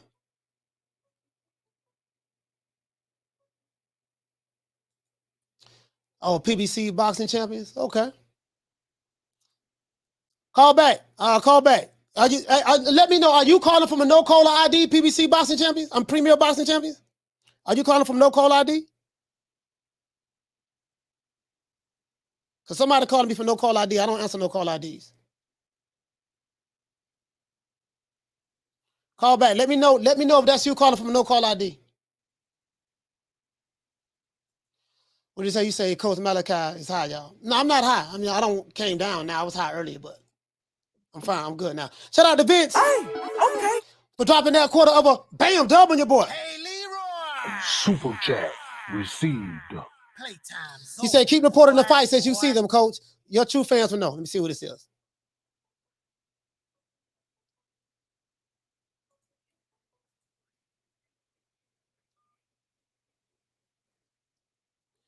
Caller, what's your name? Where you calling from? What's up, Coach? This is Bo. Oh, shout out to Bo. Bo, what's going on, fam? Chilling. Hey, so the Ryan Garcia, Tank Davis is more likely happening next, I'm assuming. And all I gotta say is, if this fight does happen, this is a bad look on people that always say let something marinate. You know, you got to get a belt first. None of these guys even got a belt. You gotta, you can't be on the other side of the street and all the other stuff. Like, if this fight get made, this will be a potential big fight because, of course, you got both of these guys, they got a lot of young fans out there. And it's overall, it's a good fight anyway. But this is a bad look on the whole Crawford and Smith thing, that these two guys are able to make a fight that's going to probably do big numbers with no belts on the line. So when people say, hey, undisputed, I mean, just remember, just throughout boxing history, we done had big fights that wasn't for undisputed, like a Trinidad and De La Hoya. Hold on, Bo. Hold on, Bo. Let things. me see what this is, because I think this might be. Hold on. Call from.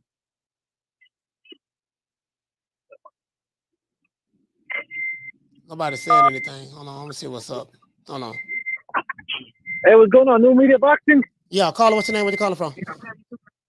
Oh, Mohammed from Detroit, Michigan. Mohammed from Detroit. Talk to me. What's going on? How you doing, brother? What's going on with you? Hey, my man. Nothing much. Hey, I just wanted to say, remember last time when Tank fought? He was interviewed and he said, if Devin Haney wins his next fight, I want you, Devin Haney, next. Yeah, I remember that.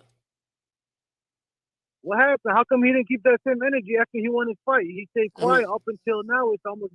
I mean, Devin Haney. It's almost December. Devin Haney is fighting Lomachenko next, and Tank been trying to fight Ryan Garcia. That's a fight that him and his company been trying to make as well. So, Devin Haney is off the table because he's going to fight Lomachenko.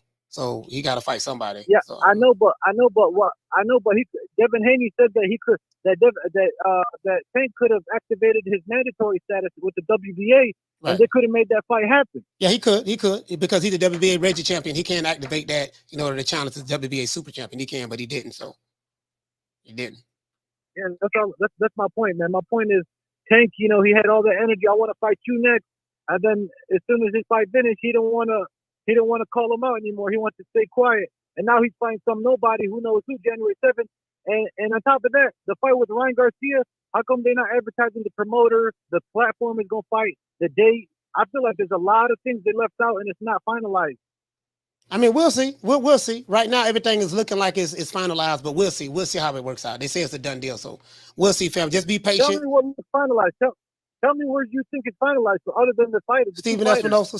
How's it almost finalized? Go to Twitter. Stephen Espinosa said it's a done deal. Golden Boy said it's a done deal on their Twitter page. Ryan Garcia and Tank Davis saying it's a done deal. All four people are saying the same thing. Oh, okay. I didn't know about Stephen Espinosa and Oscar De La Hoya. Yes, sir. Yes, sir. All right. So, all right, man. I appreciate you. I appreciate you accepting the call. All right. Shout out to Mohammed, man. Salute Detroit. Bo.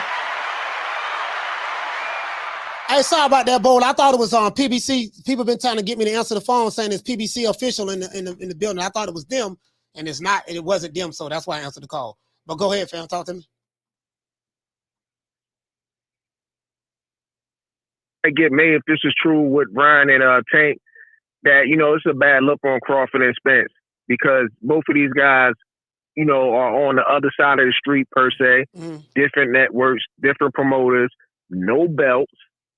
And this fight comes together and it does the Reggie belt will be on the line. Right. And none of these guys really fought anybody elite, but this will turn around and probably be a big fight. And, despite all the politics, they were able to actually get this fight made. Whereas though the Crawford and Spence fight should have happened probably like 4 years ago, but of course politics come into play. And that's what pretty much messed up everything. So if this fight does happen, this is a bad look on the whole marinating narratives that they be pushing out there. But that's all I got, Coach. Hey, man, shout out to Bo. Thank you for calling in, fam. Salute. No problem. Hey, guys, we got to get the lights up, man. How many lights we got? Oh, man. Hey, we got 400 people in here, man, and less than 400 lights. We got 321 lights, man. I need 30 more lights, at least 350. Shout out to Vince. Salute to you, Van. Salute to you, fam. Hey, okay. Dropping that quarter of a bam dub with your boy. Hey, Leroy. Super chat received. Playtime's over, boy. What to say? You say keep reporting the fights as you see them. Your true fans will stick with you forever. Yeah, man, right now, we just want to see the fights, dog. That's all I care about, man. Again, I tell you guys time and time again, I don't pledge allegiance to promotional companies. I don't pledge allegiance to Al Haymon, PBC, Top Rank, Bob Arum, Eddie Hearn, Matchroom, Queensberry, Frank Warren, Richard Schaefer, Probellum, Showtime, Stephen Espinosa, The Zone. I don't pledge allegiance to none of that. You know what I pledge allegiance to? The sport of boxing. If you stand on the side of boxing, you can never go wrong. You can never go wrong. And that's my mindset. I just want to see the fights. Win, lose, or draw. I'm going to pick a guy who I think is going to win. If he loses, we're going to talk a little trash. We move on to the next fight. If he wins, we're going to talk a little trash. We move on to the next fight. That's how I am.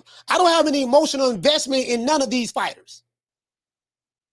I don't have an emotional investment in Tank Davis. I don't have an emotional investment in Keith Thurman. I don't have an emotional investment in Terrence Crawford, Errol Spence, Anthony Joshua, Tyson Fury, Deontay Wilder, Jermell Charlo. Some of these guys are some of my favorite fighters, but I don't have any emotional investment in these guys like that. So I don't get hurt if the fighter lose or somebody talk bad about them because I don't have any emotional investment in them like that. I'm going to call it the way I see it. At the end of the day, I like to stand on the side of boxing. That's where I'm at with it. All the other shit, I can get into the TMZ shit. I can get into that now. I ain't got no problem with none of that neither. I get involved in it sometimes, but at the end of the day, dog, I'm a fan of the sport of boxing. As long as we get the fights, that's all I give a damn about. I don't care how much they make, what work paid this guy. I don't care. I don't get none of the money anyways. So, Down from the bar, there's a platform stage. People pimping, sharp as razor blades. All these motherfuckers here, man. Like again, the way I feel we can get these fights made, I think the networks are going to be the ones that help make these fights.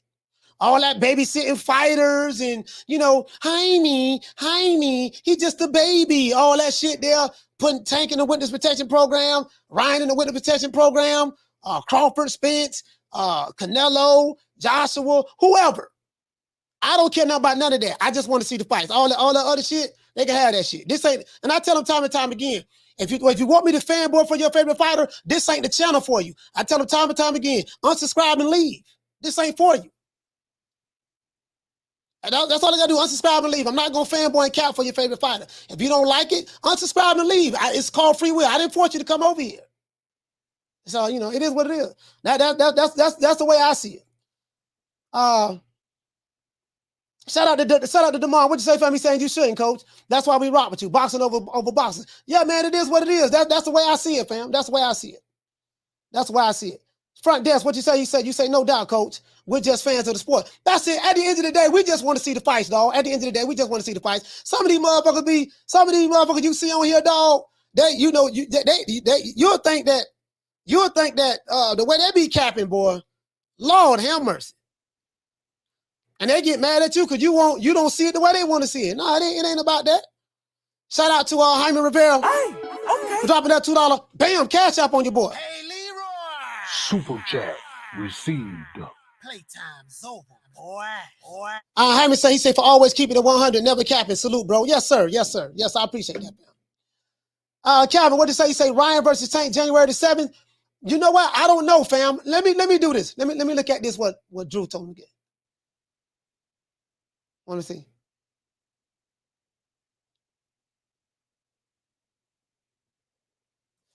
What did he say? Hold on. Let me see what Lance said. Which tweet you want me to look at?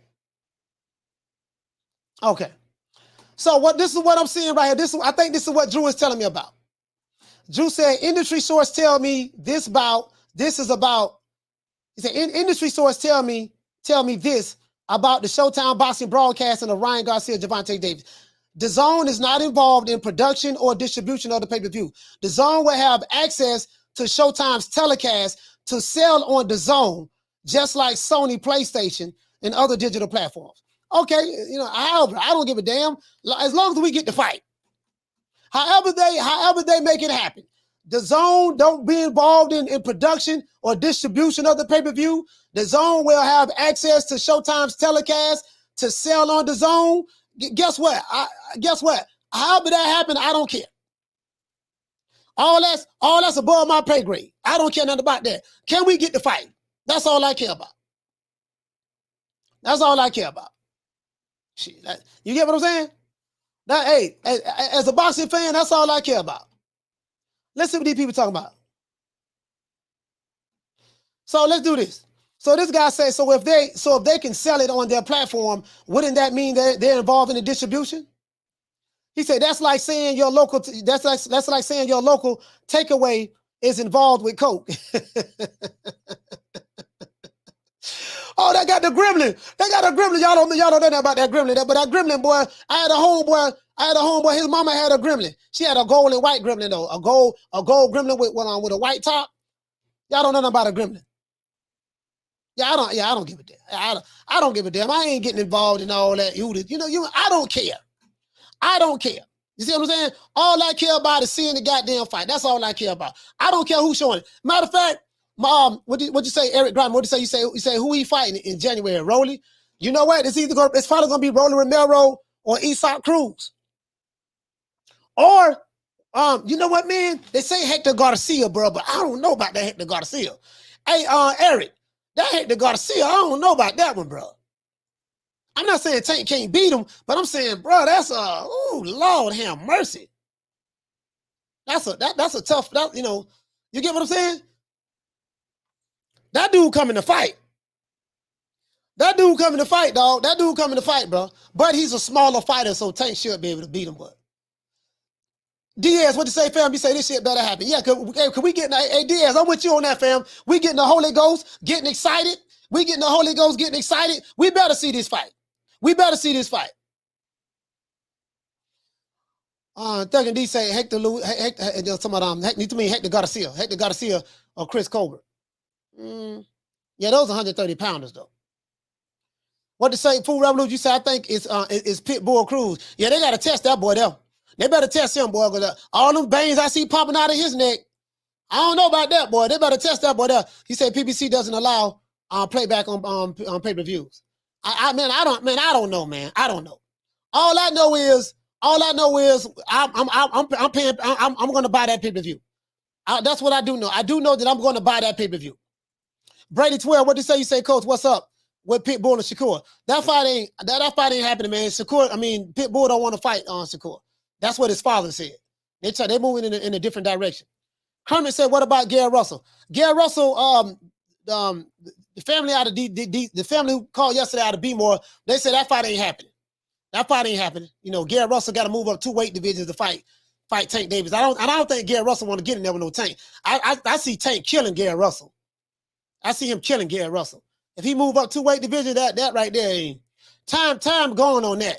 The time for Gary Russell and Tank to fight each other was when Tank was at 130 pounds. And Gary Russell could have moved up and fought him at 130. Right now, Gary Russell too small for Tank. But what you say? You said, yeah, Ryan would have to come down. We don't even know what weight class they're gonna fight at neither. None of the details have came out on that. So we're just gonna have to sit back and wait and see, guys, what are the details with the Tank Davis and Ryan Garcia fight for next year. What the details are. And things are looking up. I'm real happy. Jermell Charlo, I hope that brother get in the ring in January. Him and Tim Zoo. I hate the fact that he's undisputed. No one even talks about him. So, hell, we ain't really talk about him that much on this show. I'm going to tell you right there, we talking more about Tank and Ryan Garcia right now. Jermell Charlo like a nobody in boxing, man, and it shouldn't be like that. I mean, from a popularity standpoint, and it really shouldn't be like that. Food Revolution, what to say? You say they're fighting at 136? Okay. They fighting at 136, okay. 136. Has that been confirmed? What you say, Swat Jones? I agree. Shout out. What you say? He said jealous of Coach Malachi and Blue Blood. He said Javante versus YouTuber Ryan Garcia. Not interested, Coach. I'm interested in that, fam. That's a good fight. Ryan Garcia. I mean, much fast as I talk about him, but he is a good fighter. I mean, he hasn't fought anybody really, but he's a good fighter. Well, he fought Luke Campbell. I mean, he's a good fighter. You know what I mean? His fans say that he's all that in the bag of chitlins, and Tank Davis fans say that he's all that in the bag of chitlins. So if both of these guys are supposed to be monsters according to their fan bases, the only way we're going to know for sure, those two guys got to fight each other. That's how you clear all doubt. So, and Tank 28 years old, so this gonna be the biggest name on his career, and Tank is gonna be the biggest name on Ryan Garcia's career as well. Caller, what's your name? Where you calling from? What's good, Coach? This is Ron from Vermont. Ron from Vermont, talk to me. Yeah, man. I'm sensing a pattern from Tank and this whole crew, and they doing a good job with this promotion because I feel like this. If he fights someone like a Hector Garcia, like early January or whatever he's saying he's gonna fight him, February, and then he fights like a Ryan Garcia like before the summer, like that's gonna put Tank in like a pound for pound position. I would like for him to fight somebody like a Hector Garcia, or then maybe like even a Gary Antoine Russell. See, to me, because I think Tank is like a 140-pound fighter. Really, I don't think he's really a 135-pound fighter. So I just think like those two names would submit him and keep him in the pound-for-pound talk list. Like even though he's fighting like you know, I would call them all prospect elite. You know, that's what I would call them. But they're great fighters. So whoever's promoting him is really like stepping up right now. That's what I'm starting to think. Hey man, it is what it is, man. It go back to what I'm saying, fam. If I'm a promotional company and you're depending, if I'm a network like Paramount who owns Showtime and you're depending on my money, my white dollars to pay to give you a budget for your fighters, you're gonna have to give us the fights we want, or you ain't getting a goddamn thing from us. And I think the networks are going to have to be the ones to make these promotional companies, because there's really only one company that's doing this, because the other promotional companies are working together. I have a plethora of fights that I can tell you that cross-promotional fights that's been happening this year. They haven't been big on the radar, you know, because as it relates to the Wakanda YouTube channels, because they don't talk about it. And when you're talking in an echo chamber, you will assume that these other companies are not working together, and that's not true, because you're in an echo chamber. You know, everybody's agreeing on the same talking points. But what you're going to have to do is you're going to have to make these networks are going to have to make them make the fights. And guess what? At the end of the day, the promoters want those dollars. So guess what? You want my money? This is what you're going to have to do. And I think as long as the networks do that, that's how us boxing fans can be happy and satisfied. Because at the end of the day, I just want to see the fights like you. Anything else you want to say, Ron? Well, you know, and that's the thing. Like, merging is key. Like, that's how you get the authenticity from like certain fan bases. Like, I'm the biggest critic of Tank, but like if he puts somebody like a Gary Antoine Russell or somebody on top rank that's kind of formidable, because they got like so many, like, you know, 140-pound fighters that you can mix and match him with, that gives him like credit to his, you know, his 140-pound reign, or what we're going to call it, the lightweight reign, even like the, you know, the 135 division. Like, it can't be like an in-house situation. Like it's a Pitbull Cruz. Like if he rematches Pitbull Cruz, I'm cool with that. And then we can see exactly where Tank is at in that division. You know what I mean? But yeah, nothing else to say. Just kind of excited about like these announcements. You know what I mean? Yeah, for sure. Shout out to Ron from Vermont, man. Salute to you, fam. Ron from Vermont, salute, fam. Let's give everybody a round of applause, man. Hey, what you say, RJ? You say, Coach, as crazy as it sounds, Ryan Garcia has fought better opposition than Tank, and that's a fact. I got to sit back and look at their resumes, man. But at this point, man, I just want to see these guys fight each other. Tank, if you talk to Tank Davis fans, Tank Davis is the best fighter in the history of boxing. He'll beat King Kong, Godzilla, Mothra, and Gamera. If you talk to Ryan Garcia fans, they say he's the best fighter in the history of boxing. He'll beat King Kong, Gamera, Godzilla, Mothra, the Teenage Mutant Ninja Turtles. And guess what? Me, I don't have an emotional attachment to Tank. I'm not from B-More. I don't have an emotional attachment to Ryan Garcia. I'm not from Victorville, California. I have an emotional attachment to the sport of boxing. And all I want to see is the fights. That's all I give a damn about. All the other stuff, man, we'll see. We'll see. As a matter of fact, when they get in the ring and fight each other, we're going to find out who is who when they get in the ring and fight each other. That's how you settle all doubt, RJ. That's how you settle all doubt. You know, I'm from the old school, so that's how I see it. What to say, Vice Boston? You say I'm guessing Tank versus Garcia is going to be on Cinco de Mayo, the Mexican holiday. Watch. I think Canelo going to get that. I think Canelo going to get that date right there. I think Canelo is going to get that date. But you know what? They could have two fights on that date. They could, you know what? If I'm putting that fight together, they could have two fights on that date. They could have two fights on this date. Two. Yeah. That's what I would do. I have two fights. Shout out to Quentin. Hey, okay. Dropping that quarter of a bam. Hey, Leroy. Super chat received. Hey, Quentin say, I'm starting the 90-10 promotions out of Baltimore. He said, I'm looking for seed money. Ham sandwich on the back end. Hey, you know what? Listen, you know what I don't want to hear no more next year, Quentin? I don't want to hear no more. Sign the contract. 60-40, 70-30, 80-20. Take whatever we give you. I don't want to hear no more of that from two-figure niggas. True. I don't want to hear no more of that from two-figure niggas, dog. I don't. Down from the bar, there's a platform stage. People pimping, sharp as razor blades. Shout out to Jugs. He said, shout out to Jugs. Hey, okay. We're dropping that half for bam, dub on your boy. Hey, Leroy. Super chat received. Playtime's over, boy. Jugs said, I hate to say it, but Jermell needs to fight his brother and mop the floor with him because a lot of YouTubers just say Charlo, and folks wonder about which one. I mean, that ain't gonna happen, but yeah, man, it is what it is. The problem is the Charlos are not no big name fighters. Like the Charlos can walk down the street in Houston right now, wouldn't nobody know who they is if they leave their block. Like no one really knows who they are. You get what I'm saying? And it's a shame. And the brother's undisputed, and no one is even talking about it. It is what it is. Down from the bar, there's a platform stage. People pimping, sharp as razor blades. And it's crazy what you say. I'm knocked down 3 up. He said, Coach, you killed that 70-40, 80-30. Yeah, 70-40, 80-30, 60-20. But these dudes be so emotionally invested. You broke, got a net worth of 2 figures, ain't got no money, no cheese, bro, shooting better than the broke dick dog, and you sitting there trying to tell fighters who got a net worth of $8 million, $9 million that they doing bad business. Literally, I saw somebody in the chat. I ain't gonna say the YouTube channel name. Somebody in the chat saying that Crawford is doing bad business. Why the dude getting paid $10 million to fight David Avenese in the top 10 guy that's ranked top 10 in the next and 3 sanctioned bodies? Yeah, you may not know who he is over here because you're talking your echo chambers, and that's fine. But the dude got a net worth of $8 million and finna get paid $10 million or somewhere around that to fight David Avenese. How in the hell you gonna say he doing bad business? His bank account don't show he doing bad business.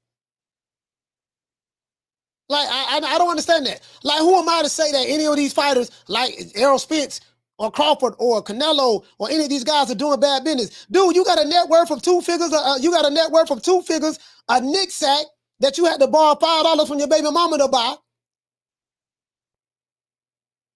And you working on them, and you living check to check, making ends meet, and you trying to tell multimillionaires that they doing bad business. I can't make this shit up. True. Shout out to Jugs. Hey, okay. Dropping that $2. Bam, super chat on your boy. Hey, Leroy. Super chat received. Playtime's over, boy. Make it make sense. Jugs, he said, Coach, Gil Broner. He said Gil Broner to everyone in the chat. He like that Broner. He like that. Shut that soft ass shit up. And the best man to win. That's some soft ass shit. Shut that soft ass shit up. All that soft talking. I know you can do it, man. You got to, man, shut that soft ass shit up.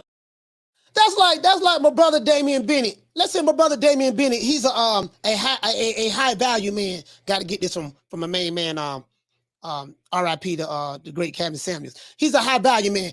Damian Bennett makes 6 figures a year. He make $150,000, $200,000 a year. I make $30,000, $40,000 a year, and I'm sitting there telling Damian Bennett, "Oh man, I don't mess with that nigga. That nigga stupid. He do bad business, dude. How he do bad business? You make $30,000 a year. He make $200,000 a year. It seems to me that whatever he's doing to make $200,000 a year, he's doing a whole lot more better business than you are. He's living better than you. He has more money in his bank account than you. He makes more money than you. He has a higher net worth than you, but you make $30,000 a year. And guess what? You're trying to tell a $30,000 a year guy is trying to tell a $200,000 a year guy that he's doing bad business, and he literally makes more money than you, live better than you, and everything as it relates to his financial status is better than you. Please make it make sense. True. What does a bossa look like listening to a nigga on YouTube hide behind an avatar or a YouTube channel that depends on Google ad revenue that's deposited into our accounts on the 21st of every month? What does he look like listening to you niggas? I'm just saying, B, make it make sense. But in the world of Wakanda, y'all do Wakanda math, you have Wakanda logic, you have Wakanda sense, and you are Wakanda stupid. True. Can't make this shit up. Shout out to Damon Western. Hey, okay. We're dropping that $2. Bam, super chat on your boy. Hey, Leroy. Super chat received. Playtime's over, boy. Y'all rock with Mel too. You said, when does Mel fight against Sue? I mean, there's not a confirmed date, but rumor has it that he's supposed to fight in January. That fight's supposed to happen in January. Hey, Nick Rich, you get what I'm saying? Only on YouTube on the YTBC, you got Nick sacks Two bigger niggas who do 10, 11, 12-hour lives, who argue about multi-millionaires' pockets all the time, tell a man who's making $10 million in his next fight that he's doing bad business when you literally are begging subscribers to give you super chats so that you can take care of your wife and kids. I can't make this up. True. I can't make this up, boy. That Wakanda math is some hell of a math there, boy. That Wakanda math is some hell of a math. Let's give everybody a round of applause.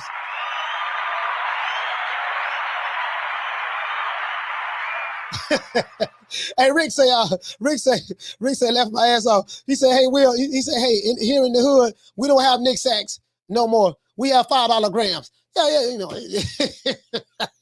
Hey, well, Rick, you get my point. You get my point, though. You get my point. I'm old school. You know what I mean? You get my point. Hey, shout out to everybody in the chat, man. Salute to shout out to Thuggin' D, my dog Thuggin' D, Cool Boy Curry. Shout out to my sister Nick Rich. Shout out to dude named Canelo. Don't Ask Me. My sister Food Revolution. Shout out to the LDBCQT. Jealous of Coach Malachi. Salute to you. That's a long name. Shout out to Schoolo X-Man.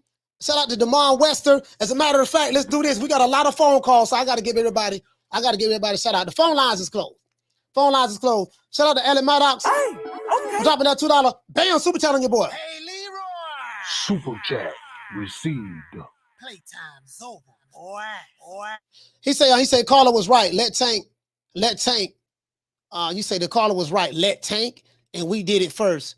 Go to 140. Oh, you talking about Tank and Tio? Yeah, that ain't gonna happen because Tio's already at 140.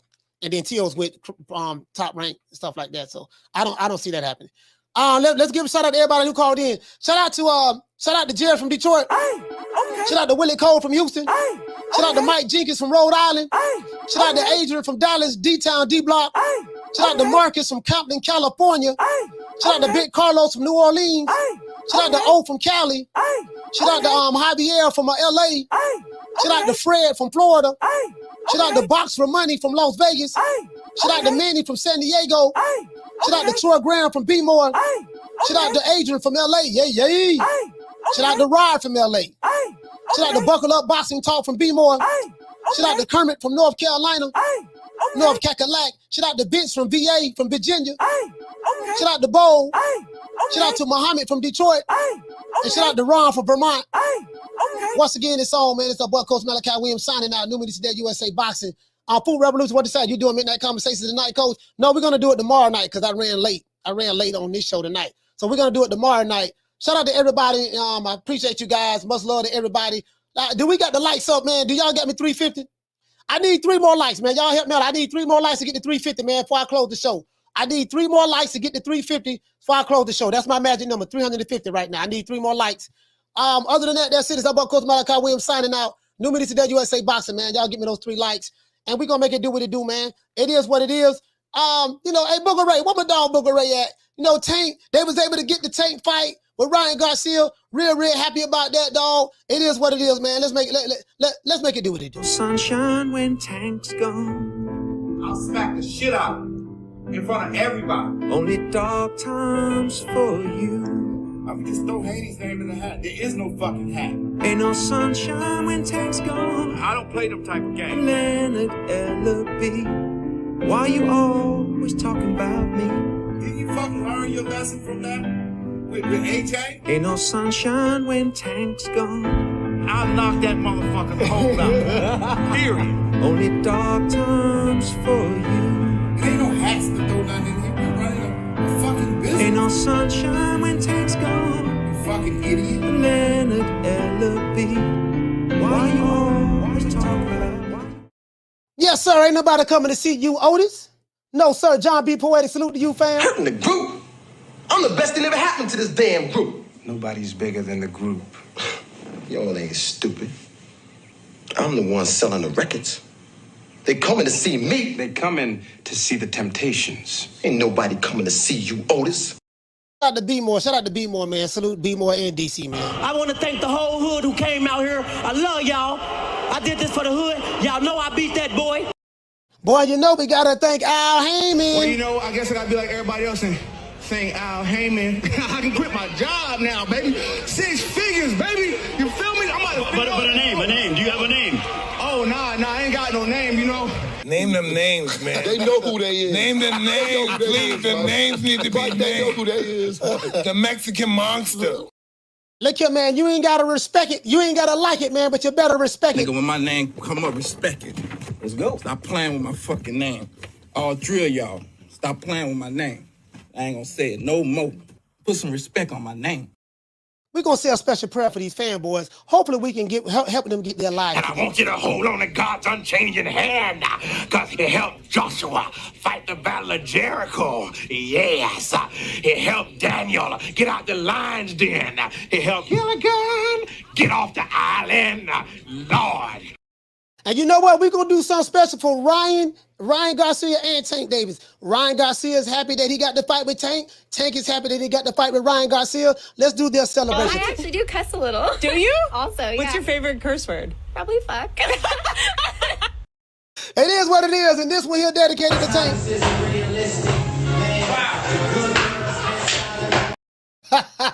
Once again, this all is up. One Coach Malachi Williams signing out. New media today, USA Boxing. It is what it is. We're going to make it do what it do. Let's make it do what it do, man. Devin Haney style.